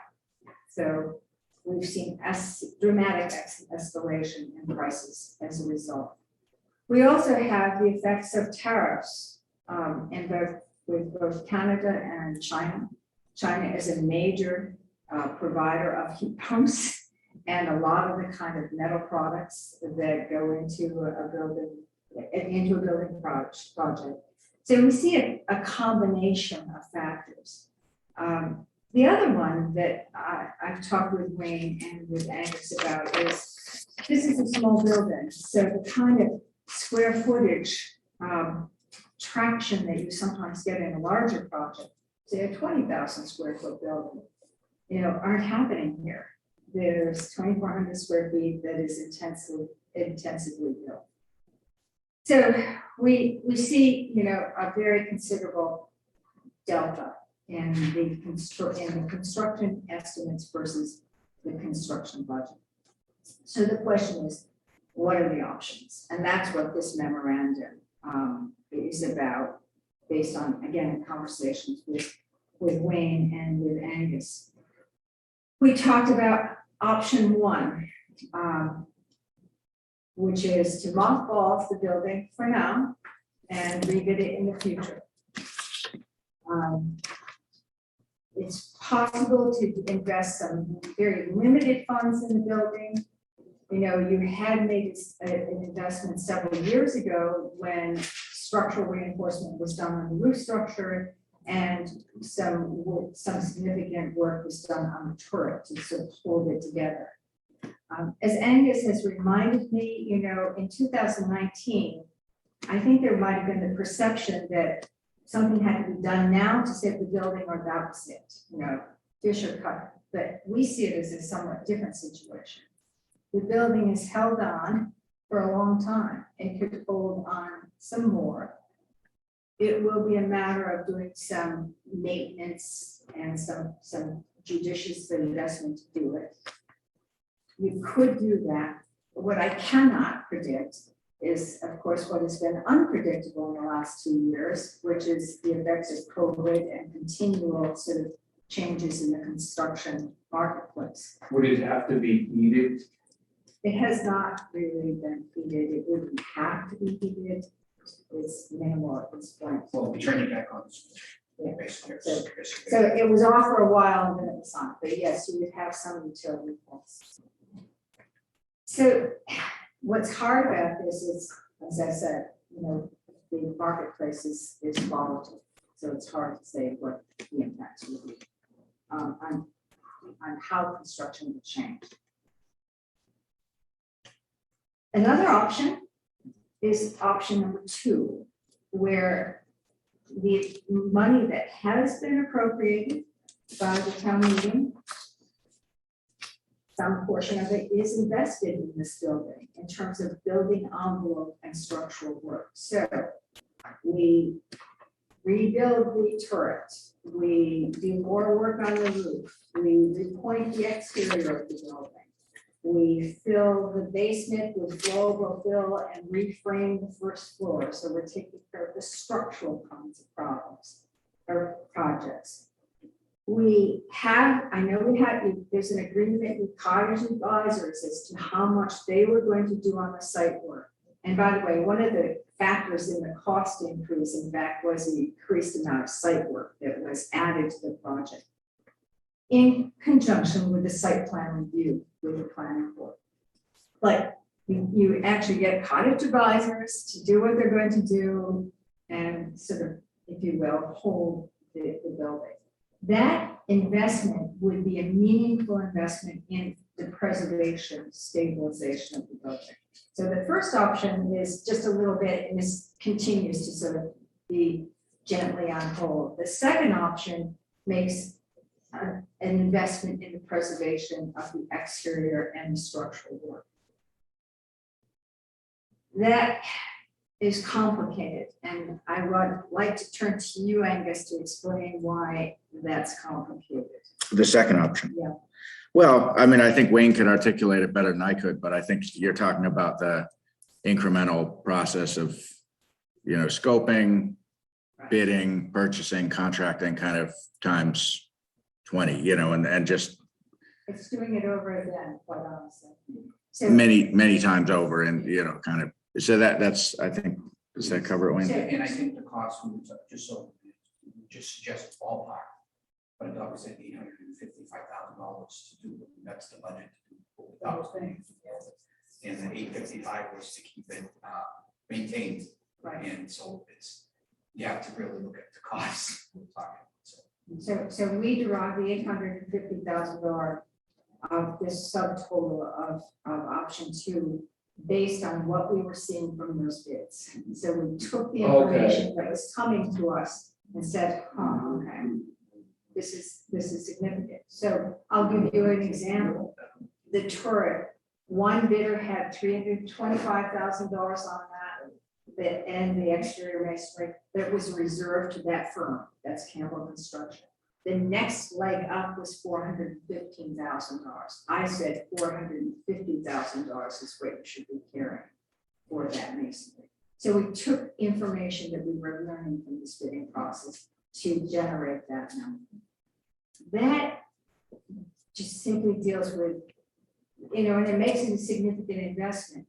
But anything else, for instance, on, proceeding with the electrical work or proceeding with the HVAC work could be another bidding process, another impact on Wayne and Angus. And that's why I said it is more administration on an already overburdened town. I, staff, I get that. Our firm would be available if desired to sort of reposition those specs and be involved in that bidding process. But it happens in conjunction with town personnel as well. And how long would that be good for? And that's not a permanent solution. Oh, this would be permanent work. Just- So option 2 is really current, it's making a significant investment. It does not tackle the bathrooms, it does not tackle the electrical, it does not tackle, our new heating and air conditioning. So the building could not be used. So there'd be more to do that. So those two options are, one is mothball, the other end is a more considerable investment. The third option is and I can feel Bob behind me. I can feel the deep breath. And John as well. The third option is to go to sell it as is. Without doing any more preservation work, with a tightly drafted and enforceable preservation restriction and rehabilitation plan. And, that preservation restriction rehabilitation plan could be held by a group like Historic New England, which has a program for this purpose called the Easement Program. And I've given you a link to that program. So how much would, say, a private organization did the exact same kind of rehab? How much savings would accrue because they wouldn't be paying prevailing wage? I think that's a very good question, David. In fact, I mean, in other words, There's is something like this economically viable for anybody? I guess that's what I'm thinking, yeah. I think that is a good question. I think if the tower was in the condition it was in, I would say you'd have a lot more traction with, the sort of building envelope and a private individual or an organization doing it pretty economically. I mean, I'm involved in the hunt, as you know. I think I mentioned to you before, I chair community preservation in that town. I was involved in the saving the building 20 years ago, which continues to be owned by the town, but it was leased to a private nonprofit that then invested $1.2 million in that building to rehabilitate it. It's a 15,000 square foot brick school building. It's very different in size, of course, that's 20 years ago. But the point was that we could be much more economical as a private nonprofit or as a private homeowner than, quite honestly, Chapter 141, 149 procurement allows for municipalities. It's just as a reality. So I would say that the voting to sell it as is, or the next one that I'm suggesting to you, which is the idea of the town continuing to own it, but to lease it to a private individual, whether an organization or a person, could make sense. And the model for that one is, well, what I was involved with in the hunt, or what the state does through the DCR Historic Curatorship Program, where they actually develop RFPs for buildings. Bradley Palmer Park is a very good example. And there are long-term leases that are developed in exchange for the investment in the building and the market value of that lease. So there are precedents for ways to save the Soldiers and Sailors Memorial other than, you know, the traditional one that the town taking it completely out. In that scenario, the number 4, like what, someone engages in the lease, what carrot or stick does the municipality have to make them actually do it? In other words, Yeah. okay, we're gonna, they say they're gonna do something, but how do you make them do Well, again, my buddy over here, you'd have basically a lease arrangement. And you would sort of tie in milestones. You have to do X amount of work in X amount of time in order to, you know, without penalty. I haven't been personally involved in the DCR leasing process, but I've looked at it many times. In the Hunt, where we've done it now on 2 buildings, it was again a milestone matter. We had to actually perform a certain amount of work in a certain period of time before, you know, without the town sort of slapping us hard. The town of Lexington has just entered into its second 100-year lease on the Buckman Tower, where my firm was involved in rehabilitation work a few years ago. So there's precedence for this, but it does involve, you know, thinking it through, coming up with, you know, a sort of a rehabilitation plan that is realistic, and that's quite honestly enforcing. So I know that Maudsley did for a house that's on Maudsley. Somebody did buy that house or leased it, 100-year lease, 99-year lease on GCI. And that guy's still maintaining that, fixing it up. He's probably in year 8, and it's he hasn't done anything to it. So it's definitely a milestone we need to really it? See, establish. that's. Yes, that's bad. That, believe it or not, that was what was in the back of my mind, riding my bike by that, it doesn't look like they've done anything. Well, his investment was small, but obviously he doesn't want to put a lot of upfront money, so he's doing it as he goes. He's doing all the work himself. I don't know what the milestone was they established with the gentleman. I met him a couple times out there, issues he had with the roadway. But I mean, this is somebody, you gotta put a lot of money to that building. We have to be careful of the milestones we get, because we make milestones impossible. No one will be interested. Obviously, you know, if you say you have to redo this over in a year on your own dime, they're like, why don't you do it? It was such a great idea. Obviously, maybe it wasn't a great idea, but that's something we need. And my concern is that, in fact, there's a lot of work here. So if it was possible, for instance, to look at a hybrid, you know, if you were to invest some amount of the money that has already been appropriated as part of the preservation work, option 2, get it kind of to a steady state, if you will, and then look at the leasing option.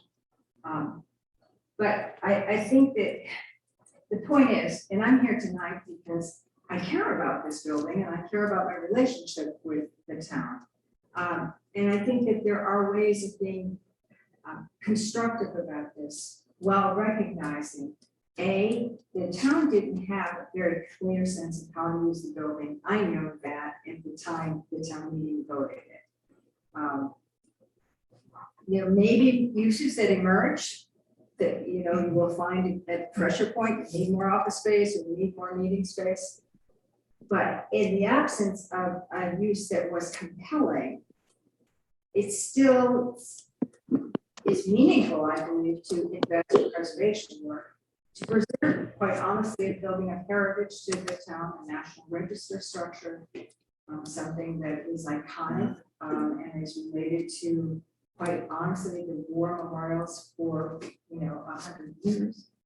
So it's if we could look at some hybrid of some amount of investment and innovative future use, I think it would go. It would be a meaningful thing to think about. One of the challenges we faced with the option 2 and Lynn's initial draft of the memo had some other kind of options outlined, but one of the real problems is once you get into an amount of money beyond the amount that was appropriated upfront and you have to borrow, that's when it triggers this requirement that it remain in a tax exempt eligible use. So once you spend that kind of money of 850,000, it's got to remain in a public use for the duration of the borrowing. You remember that from, when we talked about it initially. So That's the complicated factor. yeah, so that was, she had to kind of reframe some of the options because, there's not an option, for instance, to borrow public money, restore it, and then have it leased by a private party for an office or for a daycare or for housing, for any of that. Because once you've borrowed, it has to be a tax exempt use. But if it was non-borrowing. Yes. That would be a different. Right, but with that amount of money, and the board's aware of the, CPA constraints and that, so just making you aware of that.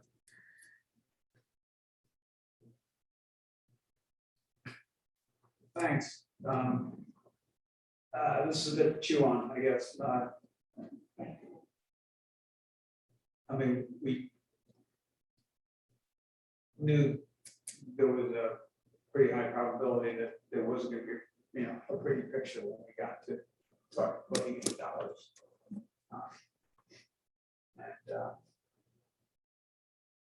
Because we need to weigh our options. I don't think we're going to get through that tonight. Right? No, I understand. Yeah. Appreciate the thought that you put into this, Lynn, and the potential paths.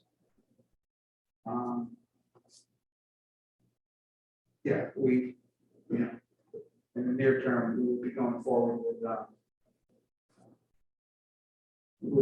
the rehabilitation and renovation of the building as a plan. Figure out a path from here.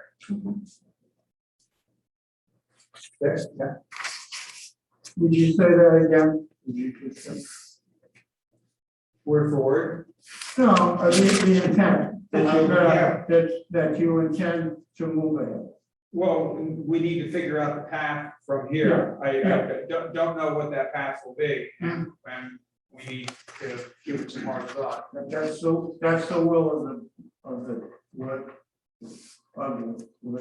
move ahead. Well, we haven't, I guess there's not a motion, we haven't voted on anything yet, but we don't have funding to move ahead with a minimum bid of $2.1 million. So, we sort of have no choice but to take a step back and consider our options.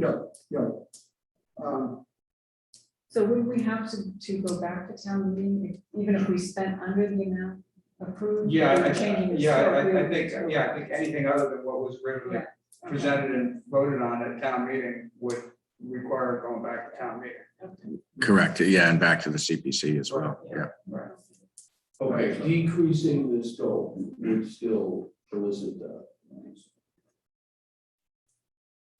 Yeah, basically, as you know, the language in the motion for a CPC project tends to include the phrase, in substantial conformance with the application on file.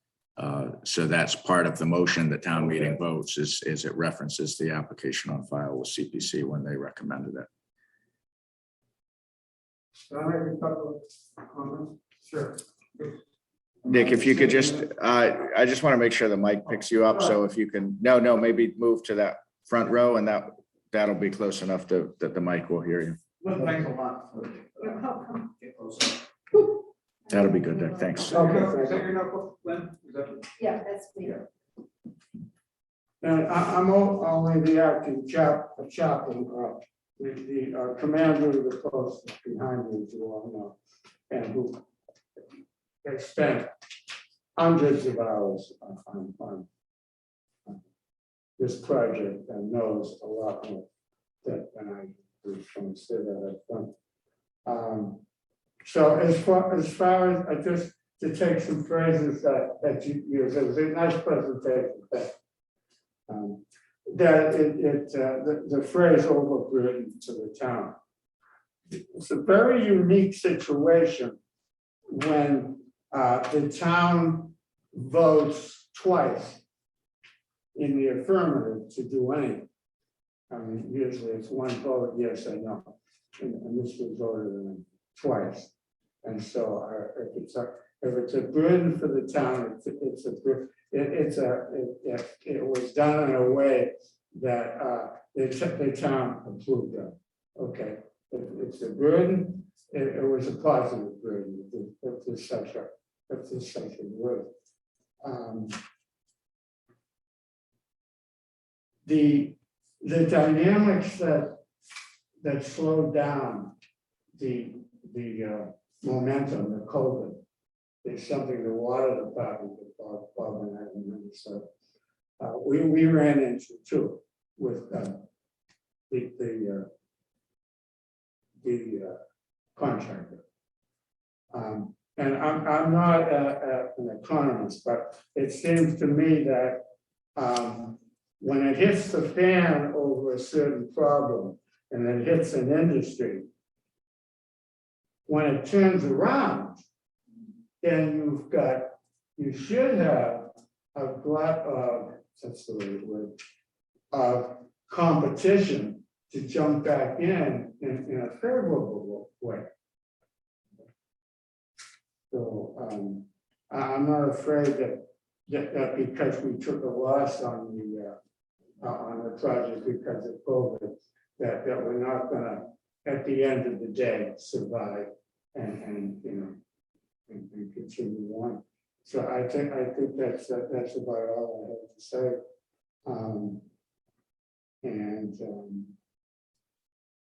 The last thing is that the idea that there was never a clear usage, I think is how was that put? Did you say that? I did, Yeah, okay. I believe it was Confusion. came down to a meeting space. Yeah, there was never a clear cut, defined use. Ever, and we knew that going in. But I think you did actually, you were nice enough and smart enough to know that the building itself stood for something. Absolutely. And that's, I think, the second vote, when we were at the bandstand, demonstrated that very well. The people that voted affirmative, I think it was a pretty good margin. And I think they voted it for what the building represents. And I think that's so true. Thank you. Mr. Chairman, may I request that you rotate the next two items, J and K, and bring up K first. We both involve DPW practice.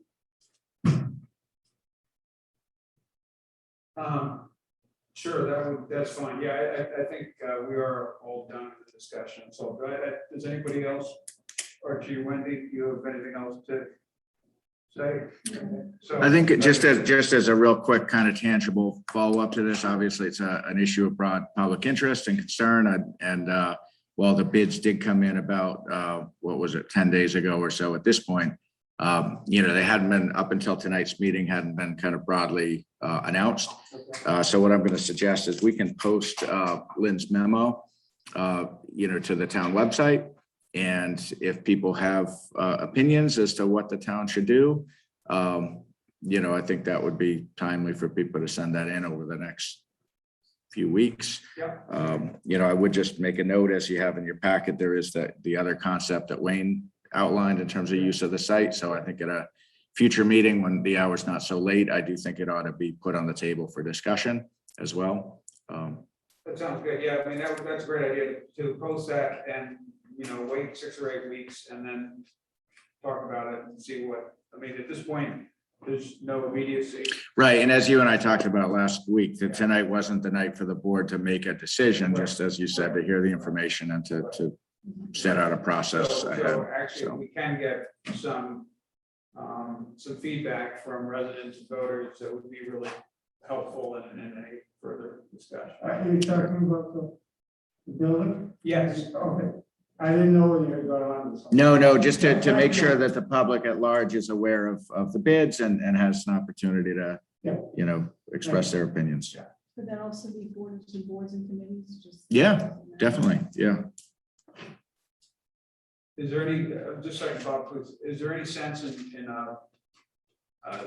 the bids are public information at this point, right? Yep. Yeah, so is there any sense in putting the, I guess it's not a big deal to put the bids up for, to make them available? We can put the link, it's all up on that bid docs online. Okay, And that's been linked from the town website for weeks, but you would have to kind of look for it. It's not like, I mean, it's there for anyone tracking the project. Okay. But yeah, we'll make sure that's Yeah, clear. Just for people's background information. Yep. That would be good. Yeah, Bob. I just wanted to say, first of all, that I am not surprised by the amount of the bids, really, given everything that's going on.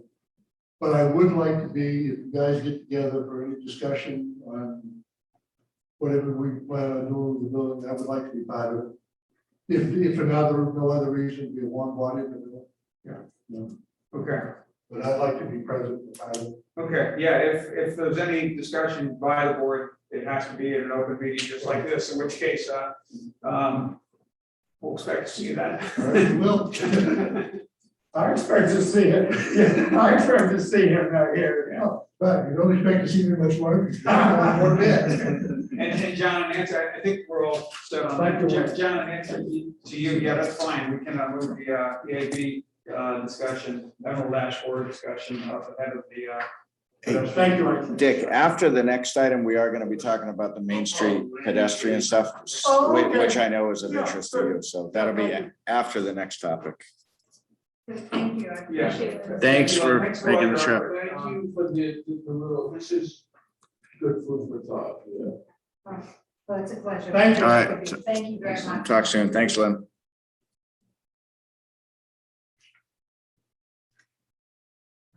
Okay, so our next discussion is regarding the Emerald Dashboard status and potential actions.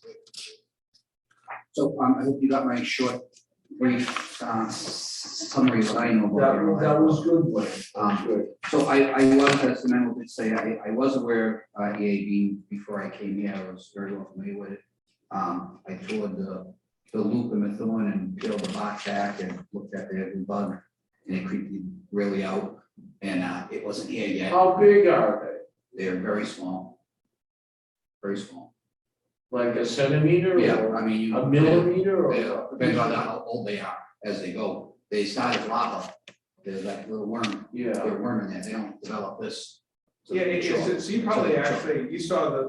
I saw the large. actual- Yeah, you saw the large, you I saw probably, it. I mean, I don't think you ever. I seen this in a jar. Oh, yeah, okay, So, because my understanding is the only place Yeah. to see the, you know, the Yeah. bug itself. Yeah. It's- is typically up high in a tree. Yeah, it's the size of Climbing a up there. penny, maybe full grown, if I recall. I think it was the size of. We had a University of New Hampshire a professor come in and explain EAB early days when it was coming in. So I'm familiar with it. It's fast moving, as my memo states, and Newburyport were able to treat the street trees because we only had 240 street trees. So how hard is it to treat 240 street trees? We could have 4,000 ash trees. I don't know how many ash trees we have in town. I have no idea. We start how many. I got 1,000 on my open property space, alone. just all that open space, but it just happened that back in June and July, we did do a survey of our town trees that on the right of way, and we found the ones that were sick and dying and high hazard. That's what you see, the summary I included on page 2, where we found 733 high hazard trees in town. 275 of them were ash trees, and they were all sick. There's other ash trees that aren't sick, but not many. You have to like see a healthy ash tree. My memo did state that when I originally came here back in 2000, and when I came here, my first full year here, I knew about EAB and I was able to move some money around, and I decided to go with pipe state and try to save 21 of the trees. So I believe that looked like there was no sign of EAB there. So we treated those. They're due again to be treated next year. It was a minor attempt to try to save the ash tree. But we have to inspect them again. They'll be out there again to look at them. I'll have to check and see. Obviously, if it did not work, I'm not gonna treat them. If it did work, we'll treat them again. It has a very high effective rate if you treat them. So I'm hoping that they are. I assume they are. I'd be disappointed if it wasn't, because we spent. And when you inspect them, essentially what you do is you look for the bores. Yes. The bore holes. Yeah, and pretty obvious now. Yeah, I mean, right, just like right. the sketch, the drawing shows, you'll see the holes in them. Yeah, and I've got them in my yard. I just wondered if there was It's pretty nothing. obvious, Yeah. just like it, yeah. Wayne, where are those? They're Mill Pond or Pipe State? They're in Pipe State, at miscellaneous locations. Oh, that's big. I did not go into the woods to go find them, I sent the contractor. Oh. But I assume they're around the fields or? They're in the woods, they're Oh. a little bit of walking somewhere, it's closer to the Mill Pond too, go over to the other side, you'll see some, maybe some there too. Oh, yeah, so, yeah. All right, you guys, come on. So, we didn't come up with, I never came up with a plan to treat all 4,000, I don't know how many trees we have in town, to try to treat them, but by the time, I was treating them in town, it got here, it was already here, so, you know, it would have been $600,000 or $40,000, it was outside the. You could double the municipal budget every year. Yeah, I mean, it would have been, you would have laughed me out the door. And I did talk to Fred in tree commission, and I don't want to speak for him, he's not here, but, you know, we both agreed that we would have had a jump on this 4 years before Wayne got here, if we wanted to stop this from happening.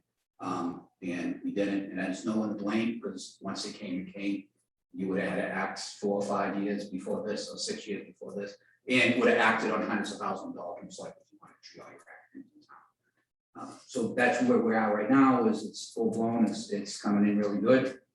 You see the dead trees stands out now in the summer, because everything else around it's blooming and looks great, and you got a chunk of ash trees in the middle of it. Next steps, I have no next steps right now. We talked about how to remove them. Once we figure out how many dies and what's our plan of removal. I did a quick So math. Wayne, when a tree gets affected, does it immediately weaken the tree or not? It takes some time, but once it's infected, it's done. I mean, we have. No, I know, but I mean, in other words, is it in danger of like, well, Yes. weakening it in terms of the wood is in danger of Yes. falling over? Oh, Yes, it okay. will kill the tree. And ash trees are tall and skinny, they're not like a maple tree. Yeah, You know, maples are 30 feet high and fat and wide. Yeah. Ash trees are tall and thin, bad. Okay. Of course, they picked the worst tree to go grab. Okay. I mean, I guess they could have picked like a pine, which would have been worse, but still, they picked probably one of the worst ones. You know, ash trees aren't known to be 58-inch diameter with a beautiful canopy. It looks like a triangle. They scatter all over the place, they hang, they lean, and obviously a leaning dead tree is bad. And that's what ash trees would look at around top. They all got a little twist towards the sun, towards the light, and those ones that die. Do you, or does the tree committee know of any stands of ash trees that, you know, would be worth, if we were gonna preserve other trees? I mean, are there? like- I don't know any, without doing a full audit and going out and doing an audit, I think it's too late, honestly. I doubt you're not finding ash trees in this country. Maybe John has seen some more. I have not been roaming into the open space and looking for ash trees. I assume it's too late. I can't answer that 100%. But from talking to Fred, I don't think there's many around that So- shape. If West Newbury treats some trees, but Newbury doesn't, like, we're swimming against the tide, right? You have to keep Because treating. we would be surrounded anyway. You keep treating until they leave, and the prediction I read on a couple of things, it could take 8 to 10 years for them to actually leave. Yeah, at some point, you end up with islands of trees that have survived, that were treated or for whatever reason naturally survived, and the insects moved, you know, they died, Yes. and there isn't enough for them to continue to Oh, reproduce. so they need a food source and they give up. I get it. Yeah, that's my understanding, you know, so eventually, you know, maybe end up with some trees that make it, and but But it's tough because they travel so far. Yeah. These travel really, really quick, and they have big coasts. Yeah, I mean, it's tragic, so, in the early 20th century, we lost the American chestnut, and in the, late 1950s to the 1970s, we lost the American elm, and, now we're losing white ash, So we had ways, if we had endless money and funds, we had ways to treat the ash tree if we planned 10, 12 years ago. We could have went around town with $800,000 and injected every ash tree every other year and saved them. Would that have been practical? Would we have had the money? I don't think so personally, and I don't think most towns done that, but that I've been aware of. A lot of towns would do anything, which I was surprised when I started calling around, because I felt like we were behind the 8 ball. And I'm like, what do you do about EAB? And they call me back, said, what's EAB? I won't say who that DPW director is, but just, what's EAB? So, oh, okay. Oh, I thought I was behind. Okay, good. So I think people it just came in so fast. It's just- And other towns have been trying to treat as much as they can. Other than that, my memo was pretty self-explanatory. I did real simple. I don't know why we would stop and go research and read your own. I just gave you my own opinion, my experience with it for the last couple of years here and previous. Is there any research to, I mean, this is a little off topic, but is there any research to develop an ash that is resistant? I've never heard of anything, but Well, they're researching ways to find things to eat the lava. They did some tests in Florida to try to some ecosystem adjustments, an ecosystem where it goes after the lava. So maybe you eat the lava, we won't eat the tree. So it's, but again, by the time they get that mastered, we'll be done, we'll be gone. Yeah. Maybe they'll save some town, 800 miles from now. I mean, you never know, maybe there'll be, some, out of the billions of ash trees, tens of millions of ash trees, maybe there will be some number that, for whatever reason, produce a chemical. They just evolved and they produce a chemical that's toxic. That's, we can speculate. Sounds like a horror movie, it's Right. Don't climb those ash trees. Okay, So I did end the memo with, with there will be a critique, but we do need to discuss, we had a great plan for dealing with trees, dead trees prior to last year, $60,000 to treat dead trees. Well, if we have 25% more dead trees happening, and these are the trees most likely to fall down, high hazard. We need to talk in the next year, 2 or 3, about, and actually not gonna fall down the next day after it's invaded or infested. But They do start to 3, 4, drop 5, limbs, 6, though. they start big dropping limbs, Yeah. and you're gonna see as time goes on, as this dead tree sitting there for 4 years. Yeah. You're gonna start to see 20 of them come down during a storm instead of Okay. 2. Right. Instead of 2 of them, so we're gonna see an increase of that, so it's not that we have to address right now, I'm not coming to a fall town meeting with, $80,000 to take down my ash trees. But I will be coming one day when we get more handle on it, where we're at, what's our removal plan. Do you feel like they create a fire hazard? Any dead tree does. Just stands of dead trees all Yeah, together. and Fred brought that up himself, because he wanted to reach out to the chief to get his thoughts on it too. Obviously, if you got a dead tree that's just sitting there for 4 years, and it's a cluster of 10 of them, that's just yucky.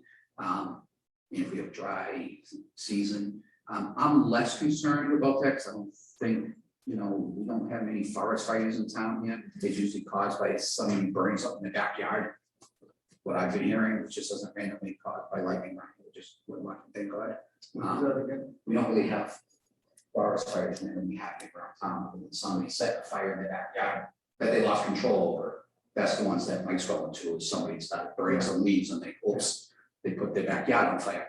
So I'm less. They're next to stand of ash trees. Maybe the next two, but then maybe it's gonna get worse. Yeah. I'm more concerned, I think my concern would be more than falling over, just because they lean, they're not maples, they're not straight, perfectly shaped maple trees with big limbs. Yeah, ash decomposes fairly quickly Yeah. compared to a lot of the like you're looking at oak or cherry or something, they Yeah. don't decompose nearly as fast, but ash decomposes pretty fast. Yeah, in ash don't grow this way, they grow up. Yeah. So maples is slow, fast, where ash trees go slow, but really fast high. So it's the worst, it's the worst thing you could ever ask for a tree. It's to fail this tall tree. So is there any benefit to cutting and removing dead trees? I mean, do they transmit? I mean, can you help control the population by cutting and removing the trees that are already? Well, I understand once the tree's dead, it's dead.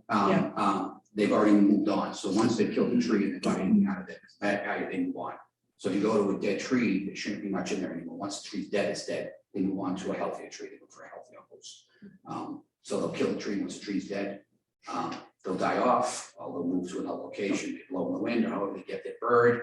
They blow in the wind, they go to find another healthy tree to attack. They won't, if you go to a dead ash tree a year later, there's nothing in it, anyone's gone, they've left. We have started removing that stuff out of town, just another town has our stuff, but I was trying to control, at least, I didn't want to have a pile of EAB and pipe safe sitting there. That was working against our whole idea of spraying pipe safe for EAB and right. Put all in there. So the company's doing the control, the tree removal there, do you know where they're bringing it? I do. It's going to Byfield, I believe, so not far. So they can turn around and come back by the wind if it's going that way. But morally, I just could not have them stay in town. I was like, you're out of here. I don't want to deal with it. You cut a tree, you take it out, no matter what it is, oak tree, pine tree, we take everything out. We're not distinct what it is. Yeah. I'm not sitting there in the pile going, that's an ash, that's an oak. We're just taking everything out of town. And that was the policy that last year. We might revisit that later, but for now, it's keeping a smoking pile that I used to not there anymore because we had that big smoking pile of wood chips that was not the healthiest thing to have out there at a ball field. So we got rid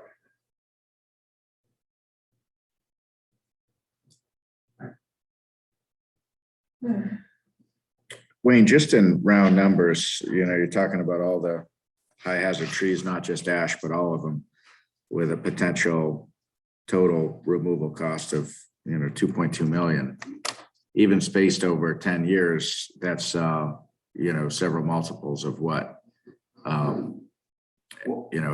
Well, that's, I think I gave around $3,000 cost to take down a tree, but that's all 733 trees over, I believe, a 10-year period. I thought Yep. it said. Right, But yeah, that's assuming no other trees die, right, which don't assume that. Obviously, we're coming across 50, Right. 60, 70 trees more a year.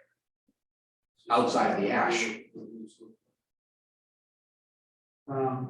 That looks like an ash, but not, it's kind of skinny. So it gets worse.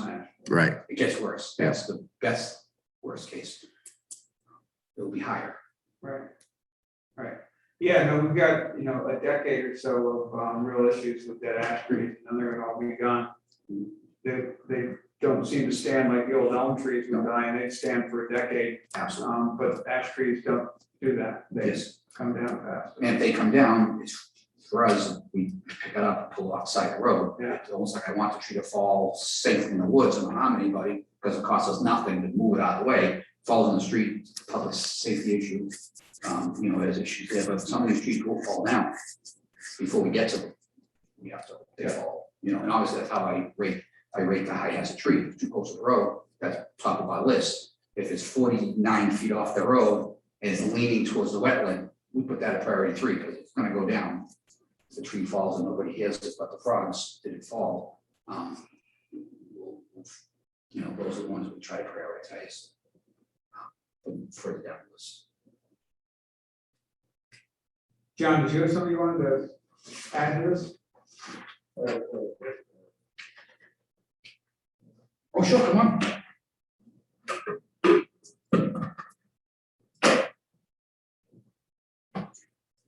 Let's start every presentation with a joke, right? And that's a classic thing. So I was watching you on TV earlier on the presentation about the possibilities of grass land on River Street and what a piece of land it was. One day, within the last 10, 15 years, I was driving from the four-way stop sign. Is that good? Yes. I haven't been able to hear anything tonight. And I come up to the woods and there's a house on the left that usually sells eggs, and then you break open and on the left, there's that grand field.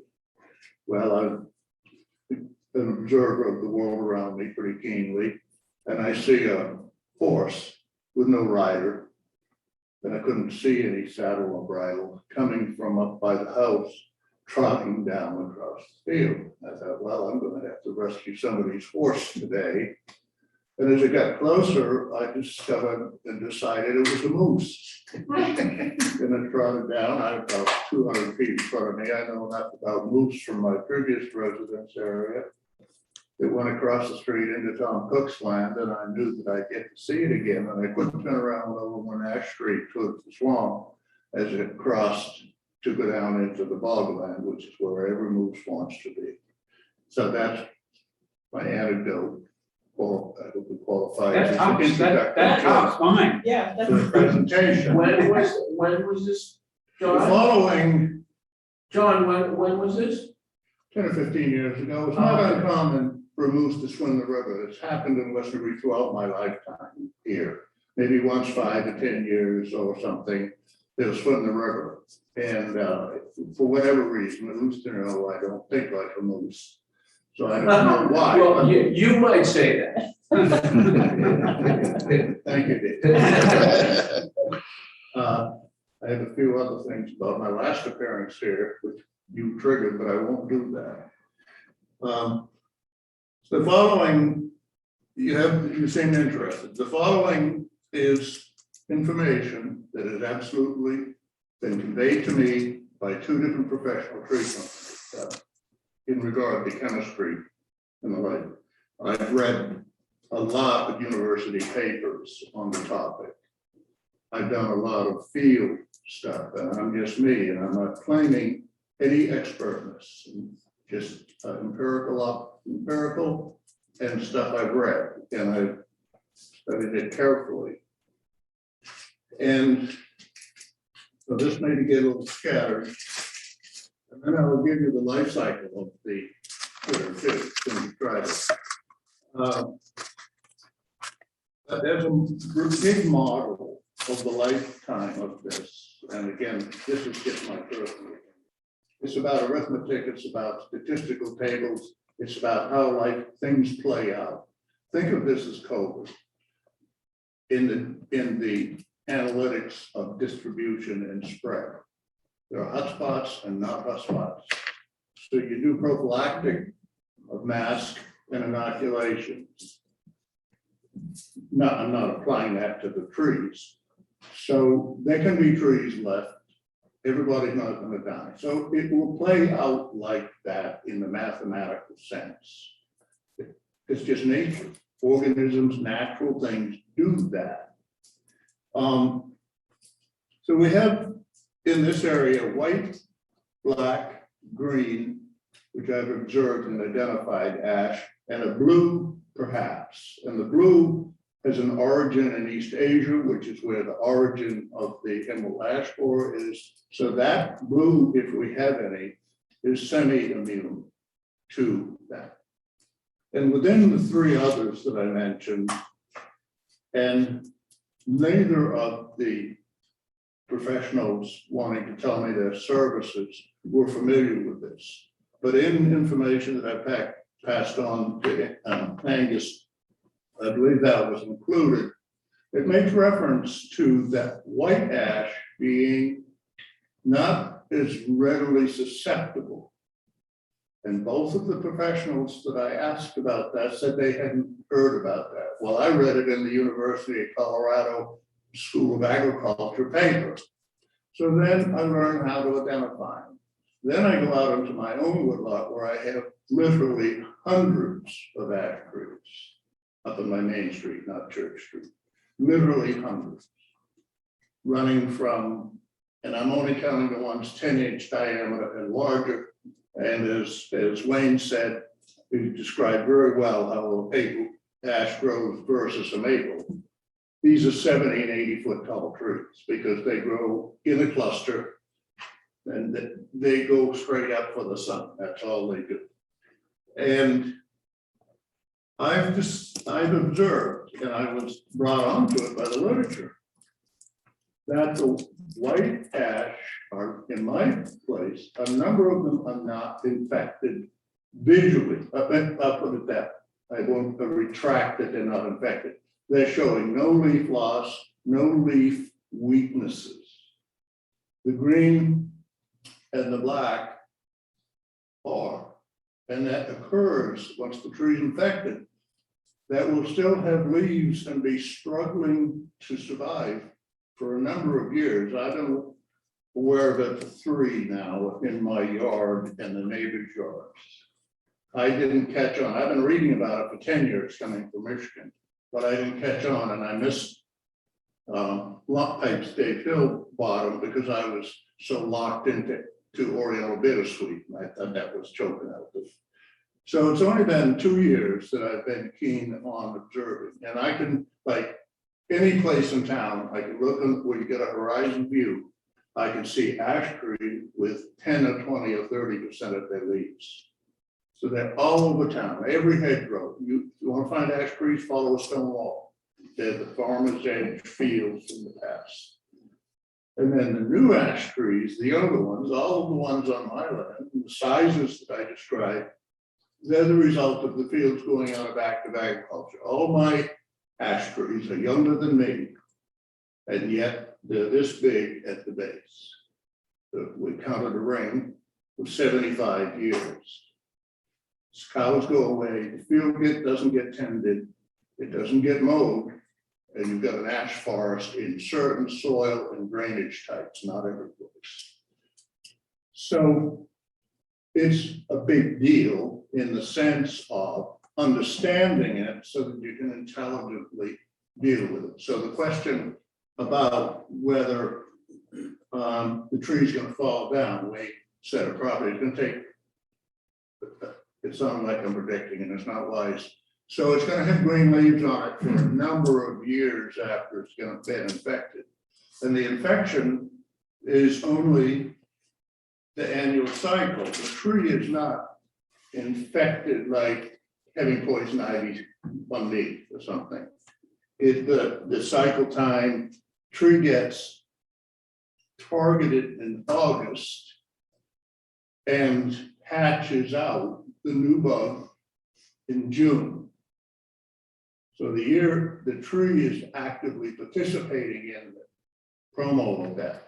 So the beetle, which is about this long, lays well, the beetle hatches at a new term I learned, 450 to 500 growing degree days. That's a 50-degree baseline.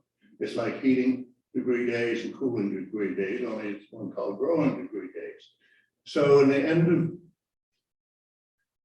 May, June time, the adult, which has been the worm that was eating, that Wayne has in his memo, comes out as the beetle. And it feeds on its own ash leaves.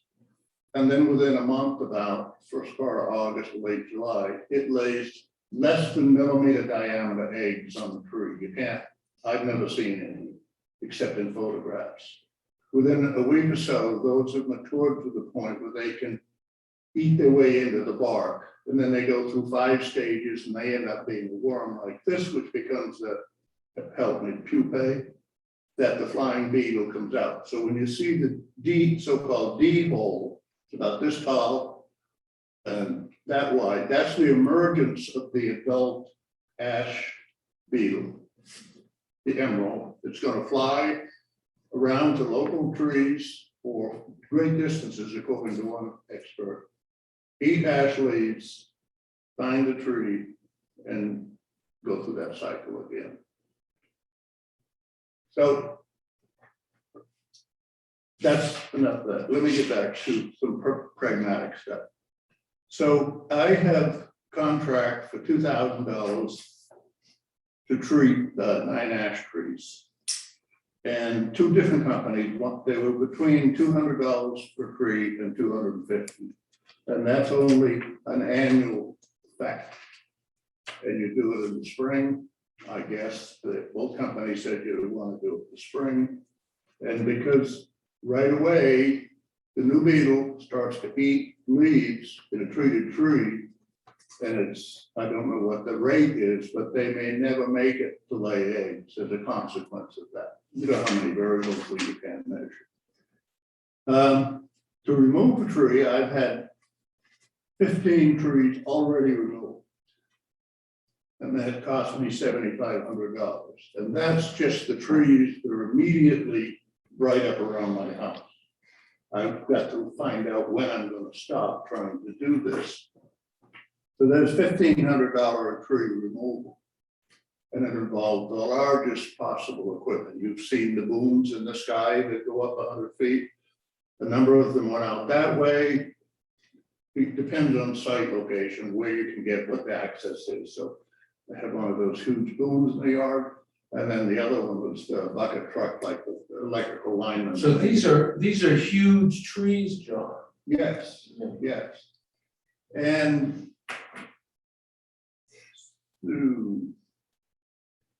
so I'll leave that there and I'll go back.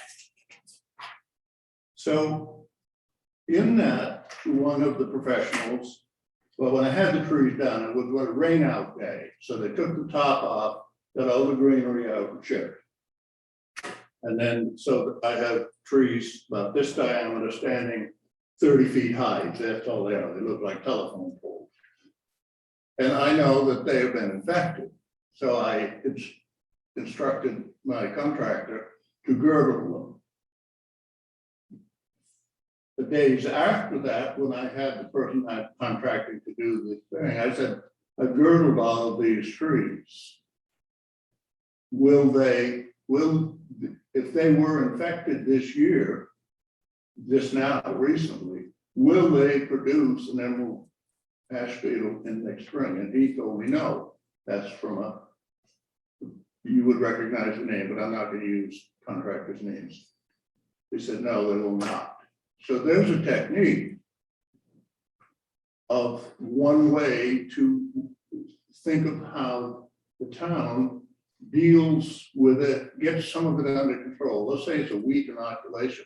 I say of all these logs, and I save some firewood, so of all these logs, will they hatch a beetle next spring? I was told no.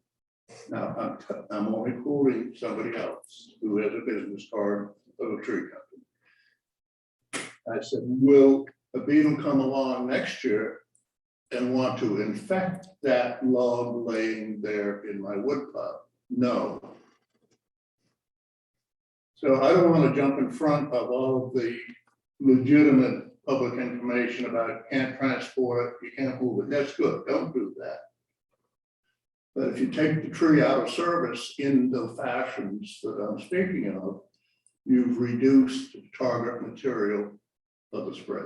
Now, within my woods, let's say a 2-acre patch, I got 2 hot spots. And the trees around them are. But that's just a matter of time. I don't have enough predators yet, but I got a lot of hopes. So I think it's kind of inevitable that nature works, that they're all going to go. And I'm going to be watching the white ash.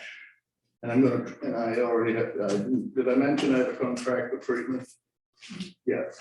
And I'm treating the white ash. I'm going to give the ones that appear strong so that I can have some ash trees left.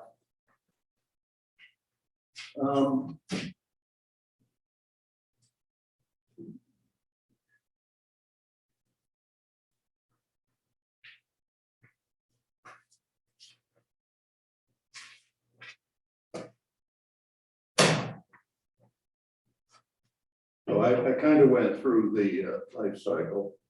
It's printed information that you may or may not have. And I know I'm not disappointed in you because you didn't read the 20,000 pages you're supposed to read every week to be prepared for this.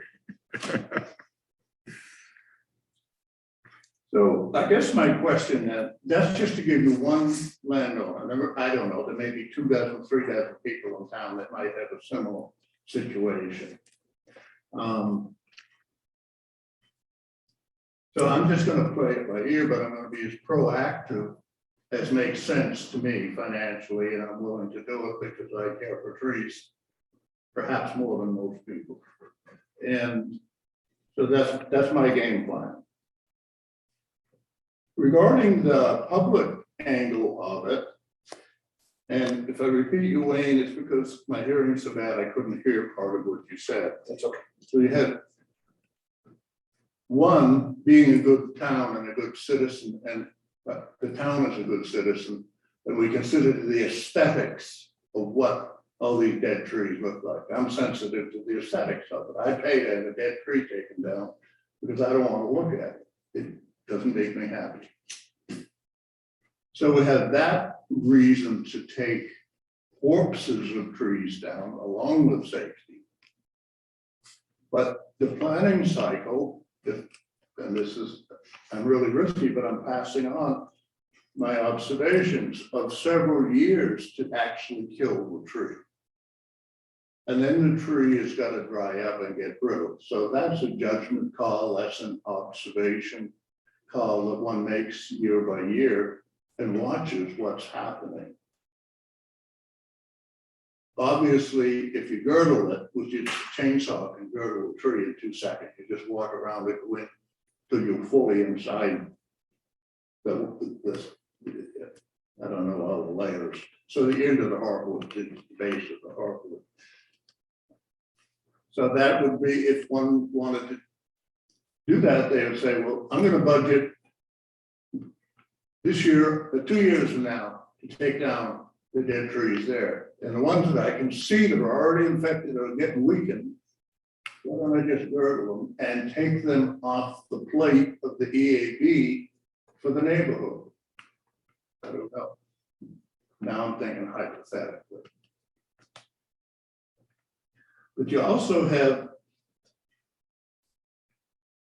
large trees next to the road that are on private land. And I think that's a policy issue that the selectmen might want to consider about if they want to be a partner with adjacent landowners that have trees that may become a hazard to the road, to the traveled way. I also am aware of elderly people when I drive by their house and I know them, and I haven't got up the courage to tell them yet, that have a number of large dying ash trees in their backyard, and they're not people I really want to tell them that. The town has some sort of social hyper-moral, I think, inherent mandate to think about that, and how would they interact with those people? Would the town be proactive? Would it look into those kind of needs? I could probably go on a little longer, but I won't. I'll end you with one last thing. You can thank Emerald Ash for your next expansion of solar power by dozing down the nightmare mess below the existing solar field of 5 or 8 acres of dead ash trees. And you now made yourself a new solar field site. That's what pragmatic and practical people do. Not to use a terrible pun, but that So would be a bittersweet victory. Thank you. Unfortunately, I can't hear anything. Only my ideas count. That will.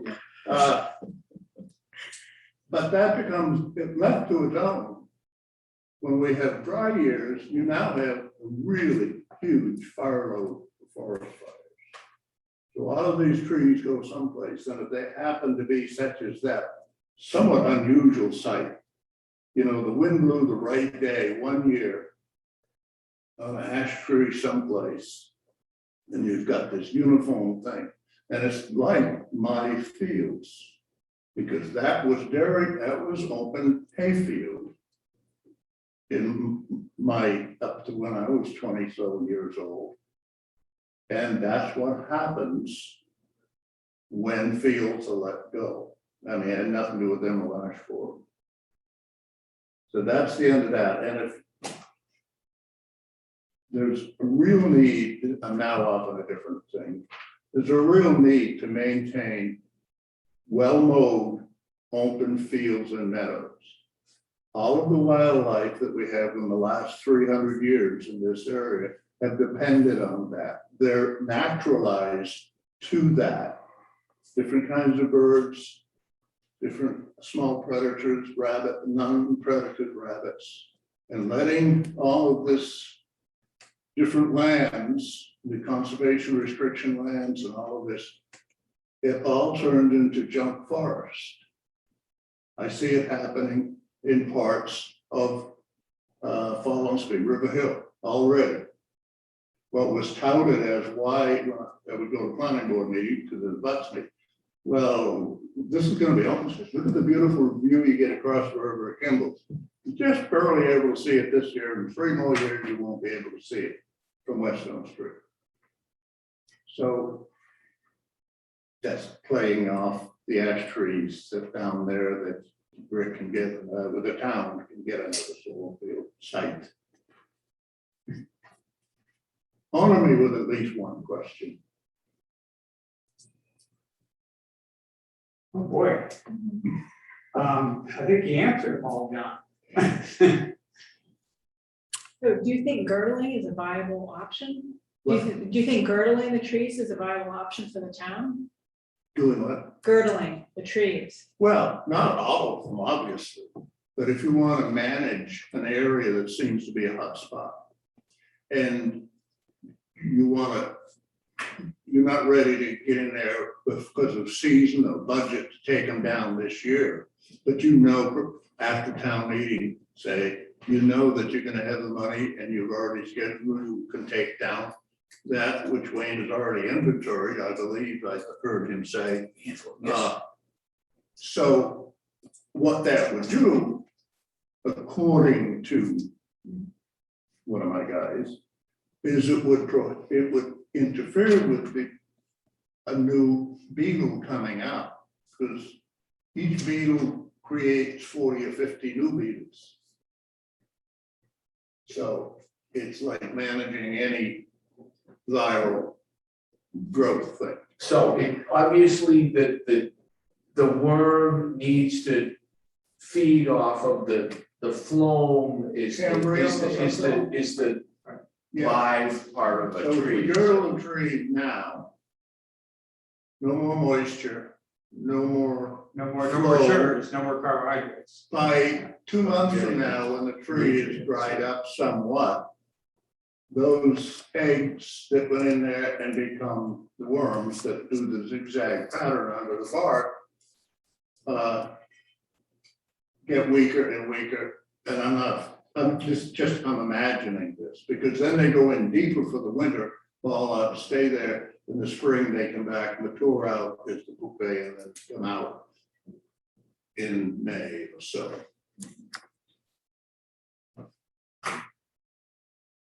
That was good, John. That was very good, John. So I'm still disappointed you didn't hear my pun. what was your pun? Try it again. You were talking about the ashes and down below page, or down the field below where the current panels are, and how it would be solar panels later. We get more solar panels there, and I said that would be a bittersweet victory. Yeah, no. Oh, great. That's about the level of really good quality stuff I expect from you. That's a backhanded compliment. I am a little passionate about this because just because I like trees, and I'm not anti-nature, but this is a dirty part. Somebody took some logs to be made into pallets from Asia to Michigan. You all know that story. And so we've been watching it for 10 or 15 years, make its way across country. That's why University of New York, University of Ohio, University of Pennsylvania, they all have great research papers on it. Because they've been living with it for 3 to 5 or 8 years already, starting with Michigan. Right. So Rick, can I just add that a shout out for the tree commission, because back around 6 months ago, we did a public outreach, a Zoom meeting where we had an expert there. We talked about treatment options, costs, and what to look for EAP. So the tree commission has taken a pretty big lead. Yeah, yeah, And it's on their website. Yeah, it's on their website, so just want to make sure we get that out. Okay, great. That, Thanks, you know, Wayne. They Yeah. have put a lot into I it. couldn't hear that, that's okay, so I don't want to contradict. You did well, John. You did well, I agree. I don't want to contradict it, but That's right. the treatments were 200 to 250 each, that's per year. You can't do it 1 year and walk away and leave it. Right. It adds up. Yeah. Thanks, John. Thank you, John. Yep. What costs the money? Is the chemical very expensive? It's labor intensive? What is the cost?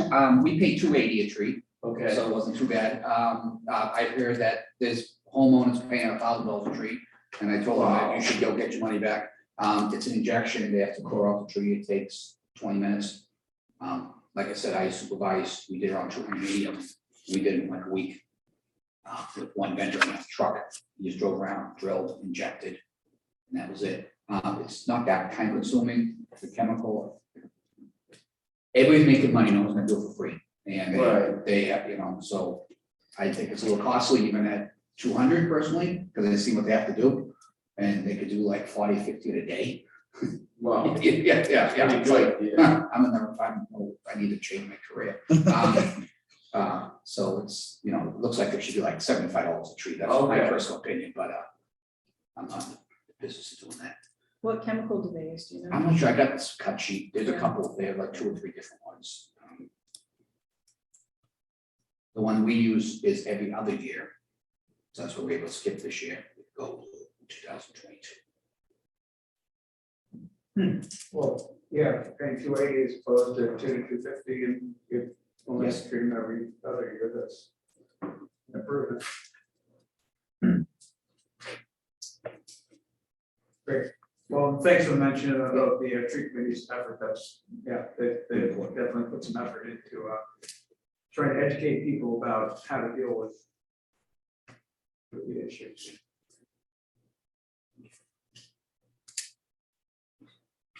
We want to go back to Jay. Yeah, please. Yep. Discussion pedestrian. So Dick, this is the topic on the pedestrian infrastructure and safety on Main Street. So Dick did reach out to me about safety concerns on Main Street. We all got safety concerns on Main Street. That's why it's in our tip plan to add a sidewalk on the street for the whole length, not just miscellaneous. But I did reach out to MassDOT again, my contact MassDOT. They were planning to do the crosswalks. Our crosswalks are painted / thermoplastic / a little bit of variety, mostly painted. They paint them every year. They didn't do it last year because of COVID-19. They're supposed to do it last week. I don't see them done, but they had a problem getting paint. We also had a problem getting paint. We're doing our stop bars. It took us 3 nights to do it because we don't get enough paint to get them through a third of the night. So there is a paint shortage like every other street in the world. But we finished ours because we were persistent. MassDOT said they're gonna be in town to paint them all that, so they don't look that good right now. But even if they did paint them, we have 12-inch parallel lines on Main Street. And if you notice what they did, MassDOT did themselves internal, in-house, was they updated the crosswalk at Page School and they updated the crosswalk at the high school with the ladder type or thermal type crosswalk. Look great, you can see them from distance, you got the lines going this way, you got the lines going this way, they look like a ladder. You can see it, and you're doing 35 miles an hour. The standard crosswalk that we have all the way up and down Main Street is just 2 12-inch parallel lines. So when they fade, there's nothing left, pretty much.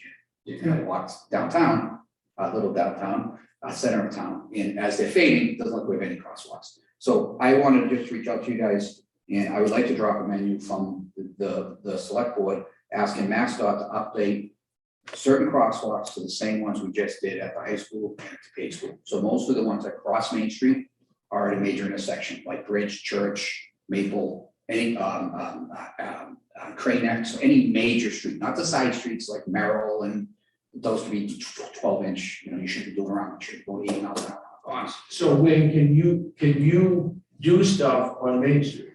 I can, but I'm gonna ask MassDOT to do it. Okay. And it's not the money, it's cheap money at the end of the day for MassDOT. It's pennies on the dollar for compared to what they do townwide. And they're gonna paint those crosswalks anyhow. So I'm asking them, instead of putting $1,100 worth of paint on our street, you put $2,200 worth of paint on our street. Literally, that's what we're talking. It's not big money to paint crosswalks. We do ours for like $5,000, stop bys in town. I mean, it's not a big money. Wait, they contract that out, don't they? MassDOT does. They did the crosswalks at the paid school and high school internal themselves, because it was just 2. If we ask them to do 37, they'll have the contract to do it. So I would like to write a letter, giving them selected locations about where we like to upgrade them. Not this year, they don't do it this year, because they're already full blown figuring out doing that, but next time they paint, can they update the crosswalks to a ladder type crosswalk? And that'd be a start. And the second part of that is the layout of the center of town. The stop bars are too close to the traffic light. They're supposed to be a certain distance, they're not. So I wanted to make some friendly suggestions about MUTCD requirements about where stop bars should be, knowing that they would look at a plan with me and yell at me if I gave them that plan and show that. I'd like to get back to them and show them what it's doesn't look like, so they need to do some improvements and make it safer. Was that an oversight, you think, or? It's been there for 60 years probably, and they just keep repainting it over and over again. Like but the stop bar can't be 5 feet from a signalized crosswalk, has to be 40 feet from the crosswalk and 5 feet from the closest signal head, which is not the case out there. Yeah. By the time you stop at the stop bar, the tracks is above you and behind you. So, so I'd like to make a couple suggestions, friendly suggestions. I'd like to know if they upgrade the crosswalks, and I actually list the ones that we were interested in upgrading. So did you include the one with the library? I wouldn't be the one across the library, because I cross each. Yeah. The one So what ones would you not include on Main Street, like Garden Street, like the I ones would- down there, that's not a lot of. foot I would traffic? include everything crossing Main Street. Yeah. Everyone crossing Main Street should be a ladder, and anyone at a major intersection, Bridge Street, Church Street, Maple. Crane Neck, because it's all signalized, anything, any major movement where you get trading movements, that's fine. I could get that for next month. Look at. That's great. Yeah, please. Did I Wait, answer? I'm gonna show you something. This is an absolute last ditch deal. And, Yeah, it's those things, the yield to pet signs. I'm gonna pass this around. Yeah. to you, Angus. That goes in the middle. So those are great. I've installed probably 300 of them in time. Have you really? Yes. I was gonna say that. Watch the wire there. Watch the wire. I didn't know whether you'd be against them or. I'm totally against them on Main Street because our speeds are too high. So when you put them on a high, put them on a high speed, I've actually installed them where I drilled them down into the ground. I actually drilled it into the ground on the yellow. I got back to the truck to go start the truck to drive away, and an 18-wheeler came by and took it down. I saw it flying in the air. Yeah. And this was a 4-lane, and they took it out. So I seen the tracks within like probably 18 minutes of my install. So it's not very good on a high-speed road. Yeah. And Main Street is as much as we don't like it to be. Yeah. They're great for a small residential street, front of school. Well, even the top of church, do you think? I think you got the median there. Yeah, that So church that's is looking from good. there. I think crosswalks are great, these things, they get pushed to the side and no one fixes it. It shifts, it turns upside, it gets upside down, it lies on the ground upside down, and then a rainy night, no one sees it, they drive over it. And they get a flag. I picked a lot of those up. I like them, they're great if you're maintaining it. Yeah. If you're looking out the door and watching it. and you- Well, heaven forbid we have, Yeah, a couple of yeah, I've done fatalities. an adopt a sign program at one time, and they bought into it for the first 6 months, and then they got bored and they let it go, because they used to take it into the store at the end of the day, or bring it out during the daytime. That lasted 6 months before they got bored, and they just left it out, and they got wrecked. So I like them, but operation wise, it's coming in. And then we get MassDOT's approval. When, real quick, Wendy and I are working on a project. There's a woman at the end of town, close to the corner of Garden Street. She likes to walk in the, apparently in the shoulder, down Garden. The neighbors walk, and we're wondering about the farm or whatever that is across the street. She is quite, she's nearly blind. And she requested of me if she could, what kind of signs does the state offer? And Wendy and I are looking at it. Is it a difficult problem? If you're looking for the MassDOT to just install a sign that says blind person and roadway, maybe they would have a policy to allow that, but they're not gonna put blind person crossing because there's no crosswalk there. And they're not gonna paint a crosswalk there because there's no sidewalk on either side of the street. I don't know what sign, and I don't know what a sign does exactly. I mean, it makes you and I feel good when we put up the sign, but after you drive by it for a month and a half, you drive by it, you don't see it anymore. Well, you know, if I've never seen a sign that says blind or be careful. I have. I've installed them, then I've removed them. I would pay attention to it. Yeah. I think they get lost in the background, and if you're a resident who's always in town and you see it every day, you start reading it, you're done, you just focus and. What do we tell her? It's not the best place to cross, I have to say.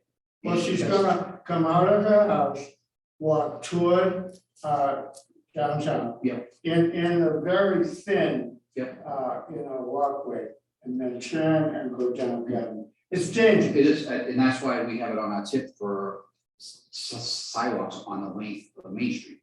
Some type of pedestrian, even if it's one side, at least we protect one side of the road.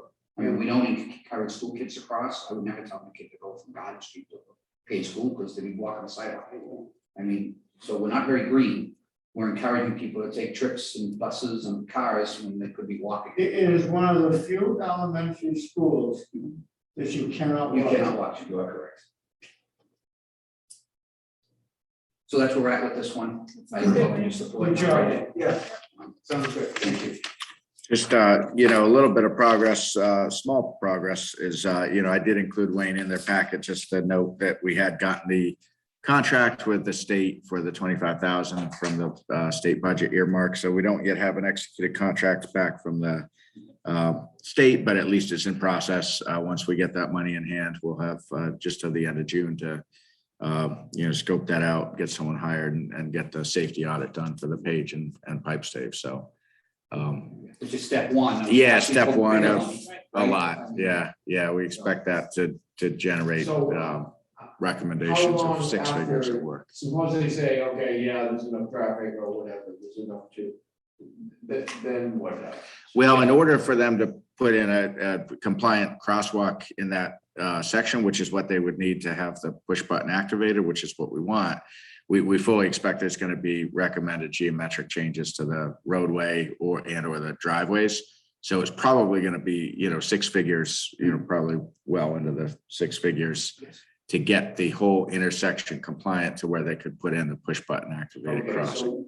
So the driveways, is that our problem? The pipe stave would be our problem, and I think the Page School would be our problem. Well, it'd be a capital expenditure. Yeah, it is, but I mean, at the end of the day, MassDOT is only 30 feet off the right of way. So if you go into if you look how MassDOT carves out their sections, the edge of the road, they probably own like 30 feet, so they probably own some of that driveway. The Page School. So they're gonna own the intersection at the end of the day. Okay. I don't think that we're gonna ask for one sum of money and they're gonna make us do the work at the end. So they're not gonna, MassDOT's not gonna offer 300,000 and say you cover the other 100.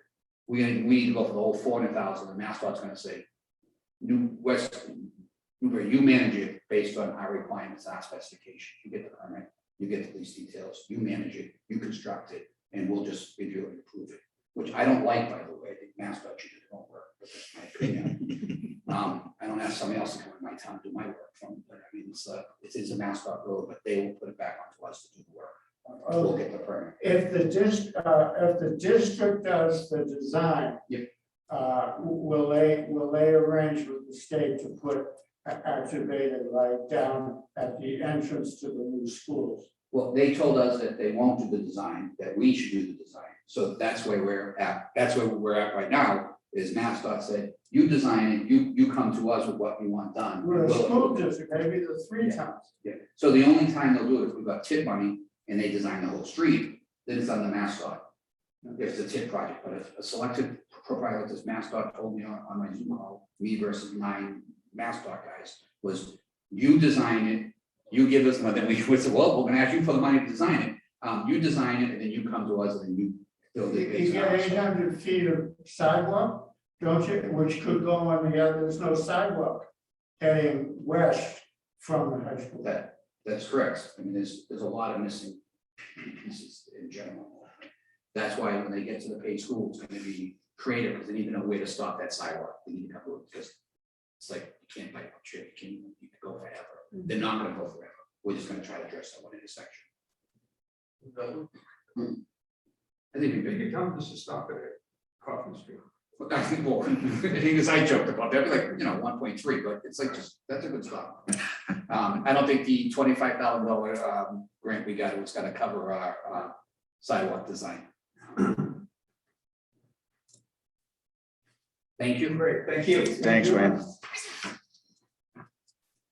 So, back to item D, consideration potential change to proposed personnel policy regarding qualified part-time holiday pay. Do you want to get, I mean, given the lateness of the hour, do you want to? I think if we don't have that much yet, I don't think for next Tuesday. Not that much. I can pull up my draft notes, which I know are not complete, but I did update it since you and I talked earlier, and I'll tell you what I have on for next Tuesday. Just the open session stuff is, we got a potentially the license application for 105 Moulton Street for the short-term rental, but my guess is they will probably request another continuance on that. Potentially a select board policy on electric powered equipment. I'm not sure if that'll be ready. We have a I anticipated that the discussion tonight for item M on the Personnel Advisory Committee wouldn't wrap up tonight, so I penciled that in for next Tuesday regardless. I am hoping to get revised job description for Jenny's position to reflect now that we have the clerk's office fully staffed. There's some things that moved out of her, and I'd like to formalize that if I can get it written this week. And then the big one is the closing this special town meeting warrant. So all of the potential articles, you'll have the backup in front of you, and you'll decide, what's. So that's gonna be really. That'll be really the big thing, yeah. Did I miss you? Are you gonna table affordable housing tonight? We don't know. They're just looking at what's left on the agenda and deciding which items you want to try to tackle, and maybe in the next, I think, few minutes. it strikes me that everything, well, actually, no, we should probably address, I don't know, the question of fee waiver for East Town Hall more than 6 times a year, because I think that's coming. We do have someone waiting on that, yeah. Exactly. So, having looked through that, early intervention, which has an office here in town, Kentucky Early Intervention, is looking to be able to use the town hall of the annex. Shows town hall, this must be town hall. More than 6 times a year, and I don't recall the exact schedule off the top of my head, but. So is this something new? They have asked for this additional time before. Yeah, I think that it's unique to COVID right now, where the space that they have, they don't feel that they can meet with their entire staff, given COVID and, the close proximity everybody would be in. They don't have a ton of space. This is, I understand at least, and so they're looking to use a larger space in which, the town has. So is this just for this local office, or is this a regional meeting or something? Yeah. I didn't think, realize that many people work there. well, most of the people are not there most of the time. Probably people check in, but people are, they're out visiting their clients. And, you know, I mean, early intervention is a grossly underfunded program that's incredibly important for childhood development, particularly for, you know, lower income childhood development. And it's, you know, I mean, I've listened to this for decades, you know, it's true, you know, that it has a huge impact socially, it has a huge impact. Yeah, I'm not questioning that, I'm just Yeah, trying to understand the request. And, if it's just that it's local office, or this is like a regional that we can't. I remember talking with the woman, Well, yeah, Linda Schaefer, actually, who lives here on Crawford Street, is, you know, she's is, you know, the, like, I'm not sure. She's the director, yeah, she's about to retire yet, but yeah, she's director of the office. And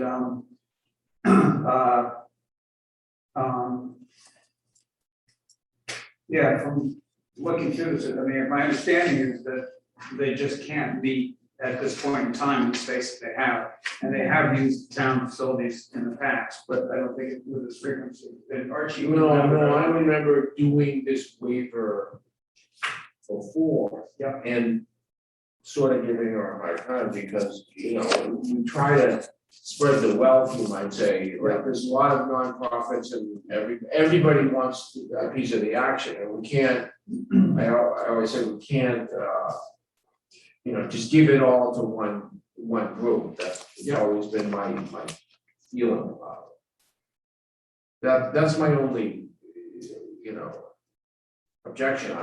I feel that I could do it through, say, their request is, if you look closely, is they want to do it until June, and I have a problem with reserving all this, using up all this space for a whole, you know, basically a whole fiscal year when someone else hasn't even asked yet. Yeah.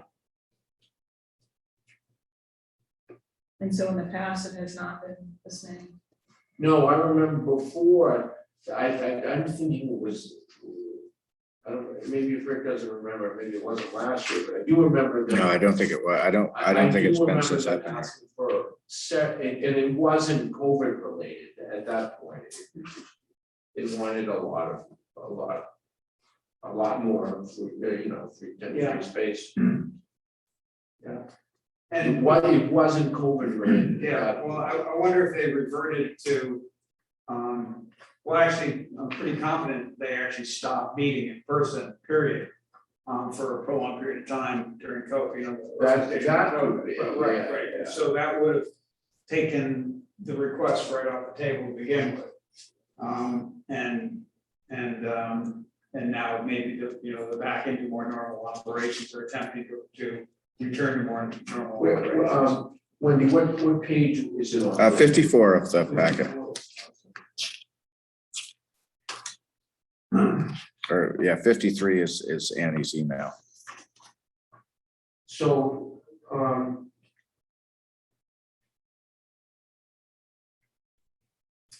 So the Thursday meetings, that's obviously a typo, 1:15 to 12:45.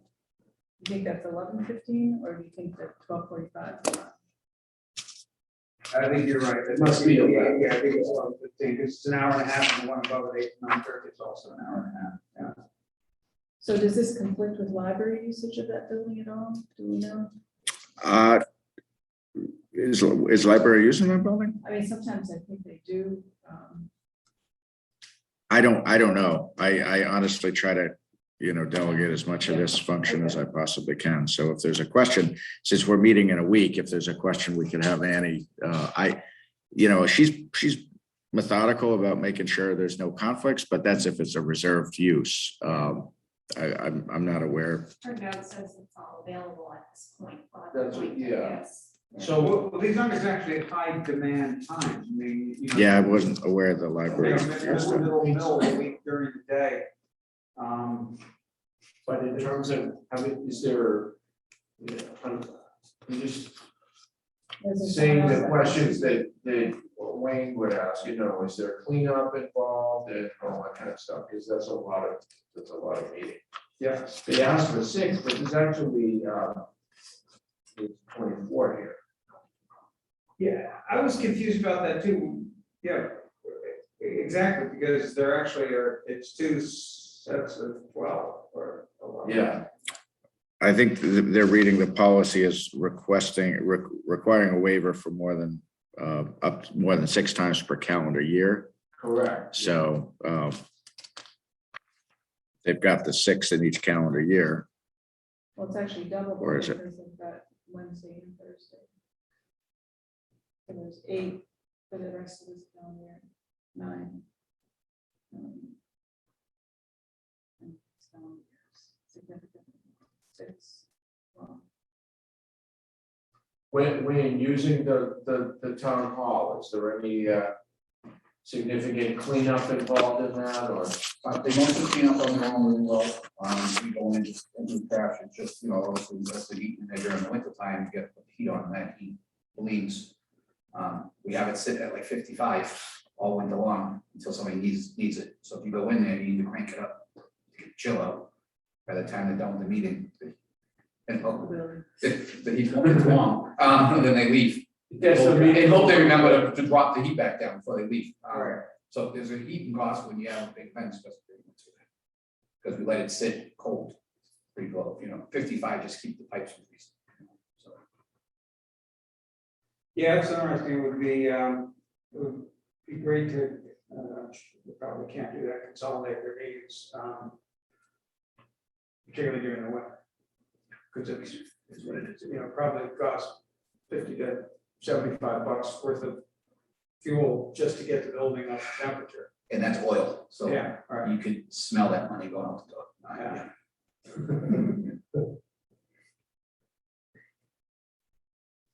well, is it worth getting some more information about this, or? Well, they're looking to use it next week. Well, I do know that the We let them do it for them. I don't think they need it for next. Can go after December. I don't think the fee waiver comes into effect for use for next week, because they can use it up to 6 times per calendar year without any action by the board. Right. Okay, well, how about? So, and just, so I do know in talking to Annie this morning that the requester was totally willing and actually excited to come to tonight's meeting. I cautioned Annie, I said, I am not going to guarantee when it's going to come up, and they do not need to come. Right. So now, knowing there's questions, I'm sure they would be happy to come, next Tuesday, if you want to ask them directly. I just, given tonight's agenda, I wasn't going to get into guessing when this might come up.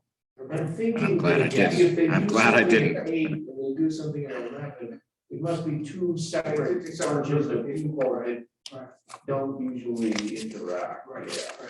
But couldn't they go from 9:30 to 11? Like 8 to 9:30, 9:30 to 11, so at least only heating the building. Yeah, Okay, that's an interesting idea. it's a good idea. It's actually a great idea. Well, it's different days of the week. I mean, it's, so who knows what they're. Yeah, well, I mean, that would, cut the cleaning cost in half, and it would also, during the heating season. Way cut more the heating, efficient, Right. yeah. I mean, they don't generate really, because I don't think they bring food, I think it's just chairs and Yeah. one table. Yeah. And, whatever they bring for trash, they throw away, John, they're anyhow generate trash, so cleanup isn't bad. I'm more concerned about the heat, if they're meeting Tuesday, Wednesday, and Thursday, geez, can you do 3 meetings on Wednesday? Would that be easier for all of us? Right. I don't know what your schedule is. Yeah. You still hit the fire station in town? Yes. Yeah, I mean, okay, so, I guess the chair doesn't normally make a motion, but I'm gonna, so I move that we approve usage for Wednesday, September 1st and Thursday, September 2nd as requested. And that we ask the requester to come into our next meeting and discuss options on how we might be able to accommodate the schedule and more efficiently use the resource. Okay, and just again, I don't think they need the board's approval for those uses. It's only the fee waiver above 6 per year that triggers the board's review. So you don't think they've done any in like the spring of this year It already? says they've done 4 already here somewhere, and so they're looking to do, so that's 2 more, so I guess they can do 2 more without any question. So they have had some meetings already, I guess, yeah. Yeah. Okay, All right, so I yeah, second so it. they already have 4 facilities. Further discussion?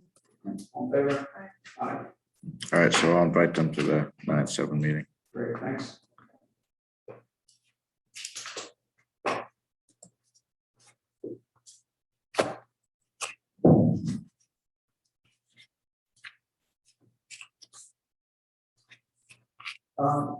I didn't get a chance to read the 6:28 meeting minutes. I don't know if anybody else. I did. You did? No, I didn't read them yet. I was wondering, Angus, about your proposed way to manage the minutes. Yeah. Isn't that open meeting law conflict if we circulate comments and minutes with each other? I had initially written it that you send them to us and we send them to the board. I'm not. Honestly, I'm in my 15th hour of my workday. I really can't be. I'm. You know what the point I'm trying to get to is to not. I mean, maybe you get comments to us ahead of time. I mean, we'd love to get. I don't know. I really can't get into it now. Okay, That's fine with me. It's just, I think it's highly, anyhow, it's not productive to get into that level of discussion in a meeting. If there's that level of edit, table the minutes, get us the comments, we can get you a clean version. That's what we've been doing. I mean, I guess maybe I'm missing it. I don't recall like debating whether a comment needed to be moved or anything. Angus and I talked about it a little bit earlier, and I think, part of it is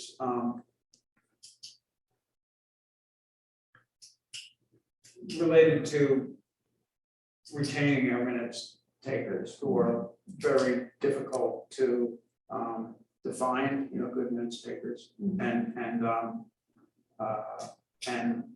to retain, and so trying to make it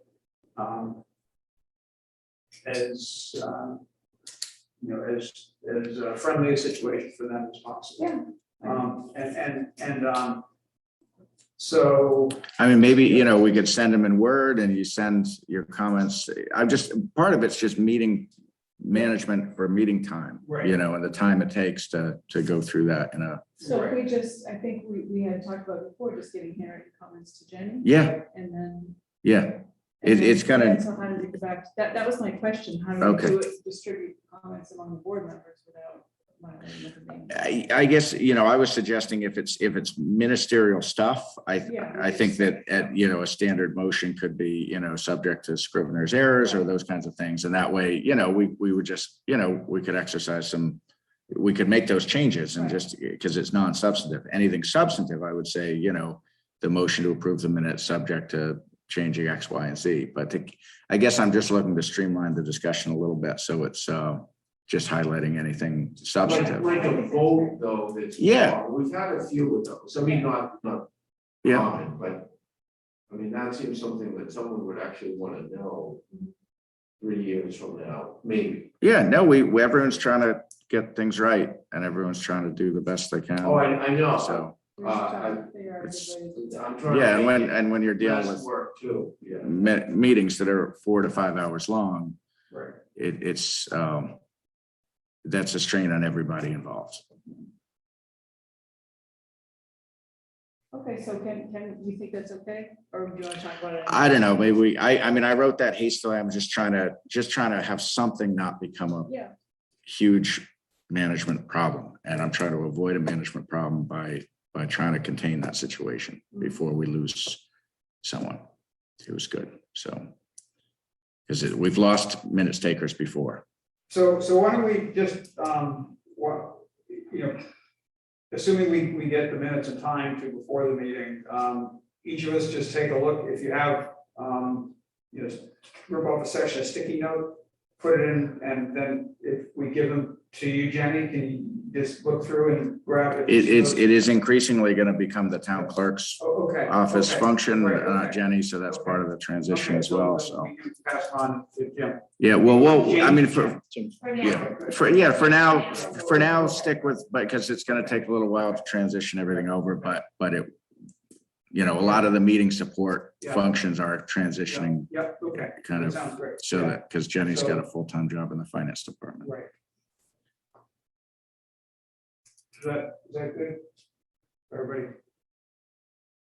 Yeah, I'm just still not clear how that's gonna work, so we just give our comments and then what are we voting on? Are we asking Jenny or Jim to incorporate our comments and then voting on the revised, or that's the part that I'm missing? Yeah, how to communicate with the Yeah, change. we don't have to decide tonight, but Yeah. it just wasn't clear. And I didn't get a chance to read this yet. Yes. Okay. So I guess that just leaves the updates. Thank you. Well, I mean, we have item D, which I think is very important, and I just feel it's good to take that up earlier in the night when everyone's fresh. Because I do think that's important. And we got some late information today that just came in a couple of hours before the meeting. So for the next meeting, we can do two and a half. Well, we'll talk about that later. But Yeah, I think item D is definitely a good one for next week, and everything below the manager updates, P through V, and O through V, really. So for P, has anyone, any other No. committee contacted back? No, it's been circulated to everybody. We haven't received any comment back yet. I do have an update for you. Okay, The Page Playground came in at 10:12 this evening with the final design, I hope.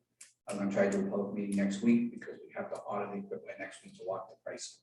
So I'm not gonna pull this off, but because the equipment price goes up on September 8th, of course. So I'm gonna start fussing and screaming and yelling next, so that's okay. But, so I got the design at 10:12 tonight, so I need to set up a community Zoom comment meeting for that design for next week. So, Okay. so see. we're gonna help get the word out on that. Thanks, Wayne. So the other item that I had asked about adding was the internal hiring policy. Yep. So I'm not clear on what the procedure for that, Angus, is. I thought you had said something like we put that out like in solicit comments, or what's the process for a change in personnel policy? No, I think we must have misunderstood it, because no, I hadn't put anything out about that. No, I know, but Yeah. I'm saying going forward, if that's. something that I'm Well, interested in. the formal, the process to amend the policy, as you know, is it's got to be, advertised for 10 days. And we've done that in a variety of ways, through postings and emails, so forth. Yeah. The challenge is if the board's going to propose something, you need to know what you're going to propose. So you have to have some ability to, think about the proposal, put it out, and then put out for comment. So I think, just what you suggested is the right way. Put it on agenda for discussion. Ideally, like I tried to do tonight with item D, is bring forward some, a proposal to review, not just, I would prefer that to just an open-ended discussion, but something to respond to, and then get the board's intent, and then you refer it out, and then we advertise it for a subsequent public hearing. Okay. Yeah,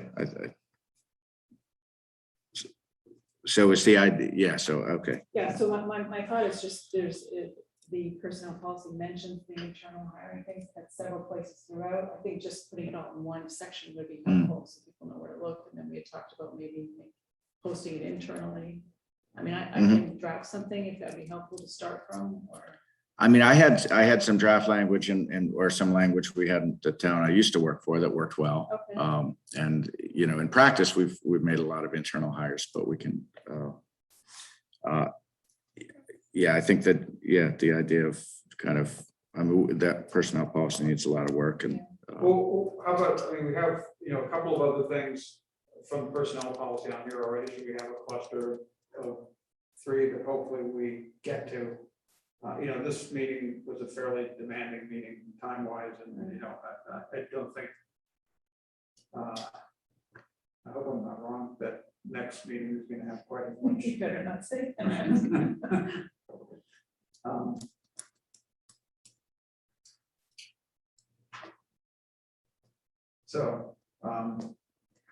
I think, if you have a suggestion, that would be helpful. Okay. I just think that would be helpful. Okay. All right.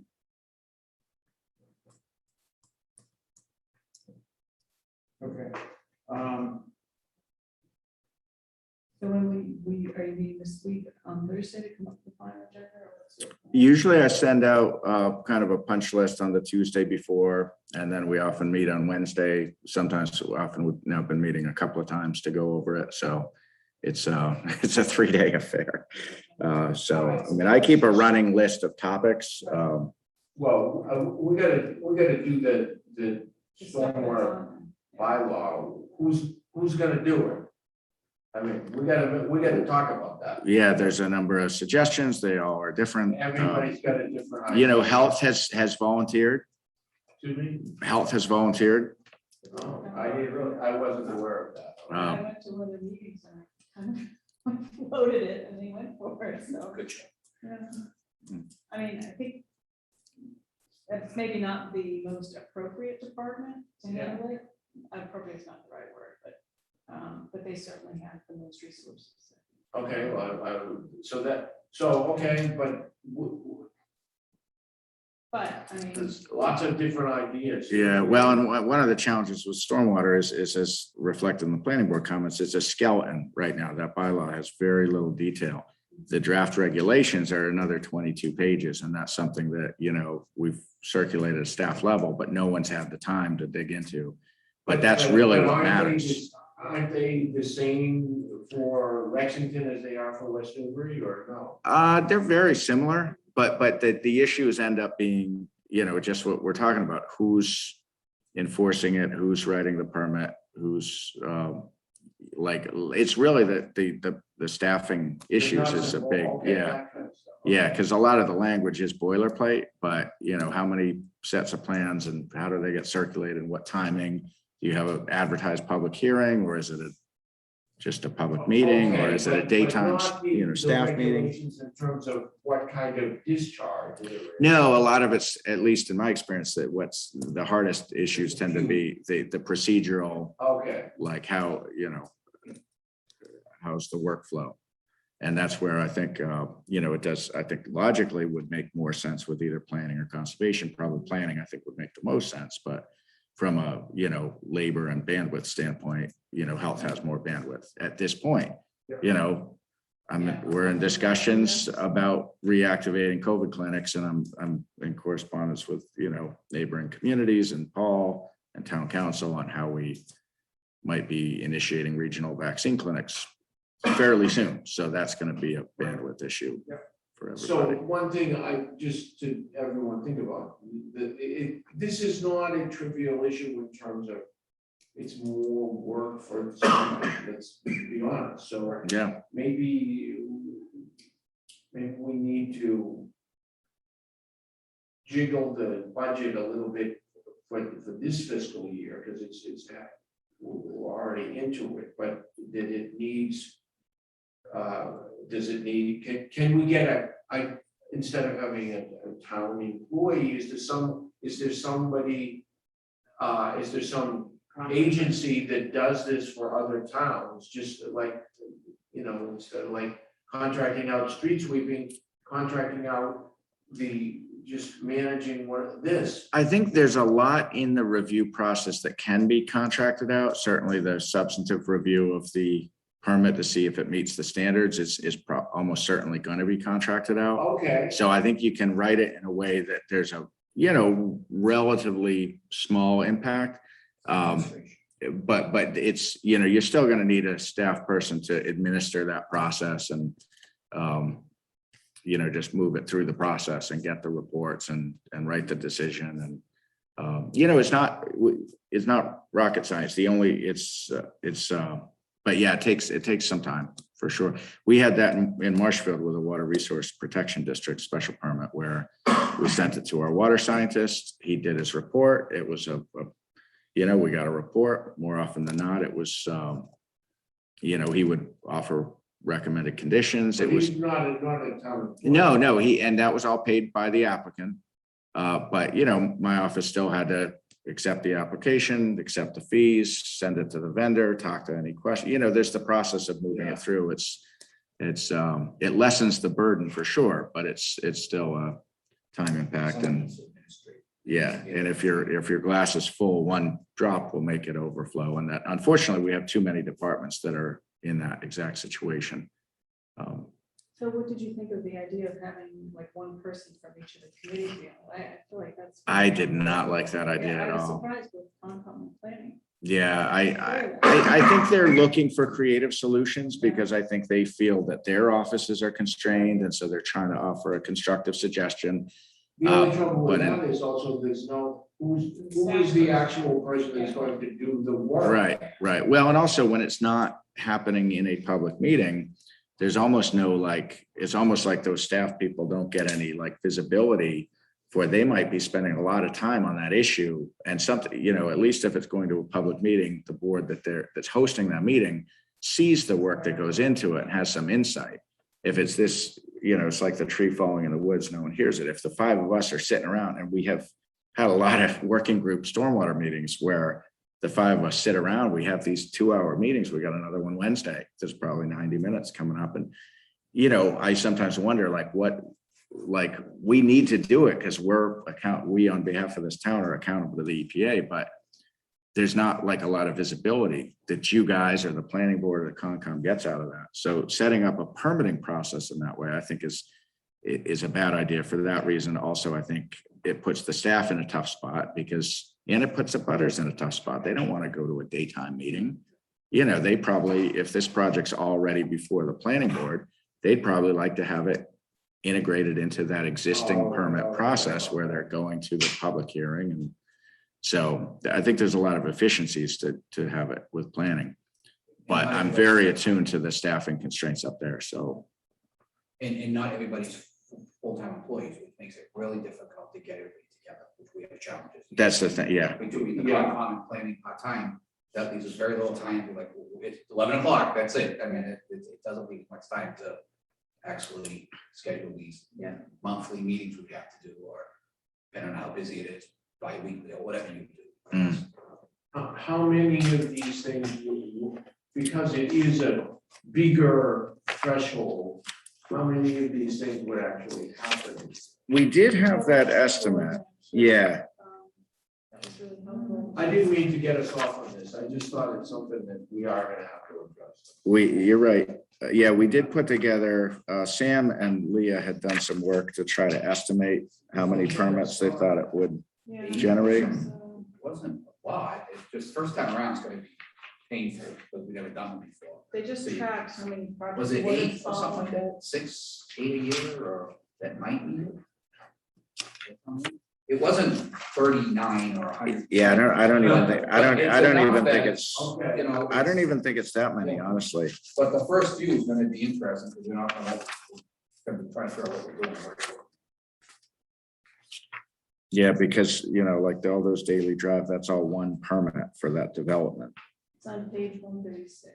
Yeah, it's kind of hard to extract from that what But there's we're, a chance they'll have to come back multiple times pending, you know, because it's gonna be new to our town. So the developer's gonna bring their plan to follow stormwater. Yeah. And we're gonna say, well, you're missing G and F and J, they're gonna go back, fill it in, and then give it back to us again, so. I don't think it's as streamlined as we hope it's gonna be at the beginning until we. And then there's also the question of what geographical area. right. Yeah, seems to me as a suggestion, but let's start small and then add later. Oh, no, I mean, Sam was saying that the opposite, you know, that you might as well. He said, Just well, I do the whole thing, That's what which I- is like, I don't know which way to go.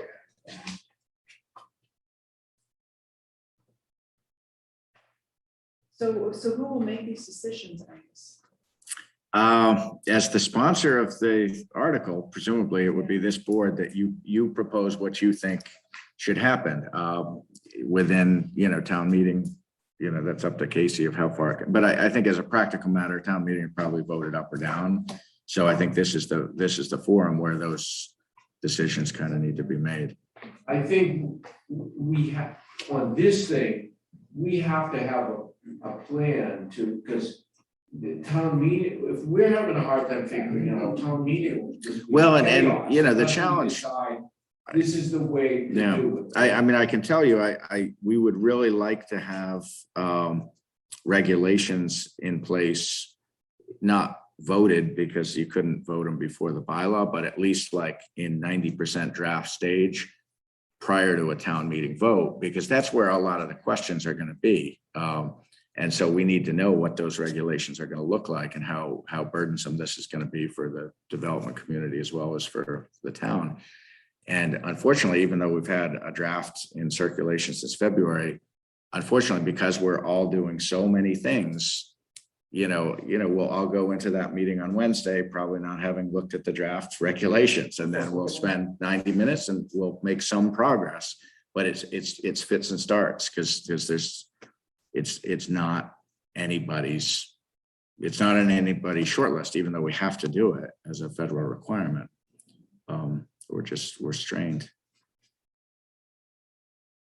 I wish I had a better answer. Yeah, We'll I have to think make a that decision we at have some to point. we shouldn't have it, when we finally get it to town meeting. The select board should have decided this is the way to go. Don't give people options, they'll then come up with 3 more choices. You'll never get anywhere. We are trying to re-engage MVPC to help with the regulations because that wasn't part of their original scope. But again, we spend time trying to just line up help because and even that isn't like one phone call. That's like a series of emails and calls just to get more help. Must be like floundering on this too. They're still doing them too. I mean, we're not the only one out of Right. compliance. I know Jen's working on 2 other towns that are not getting it done on time either.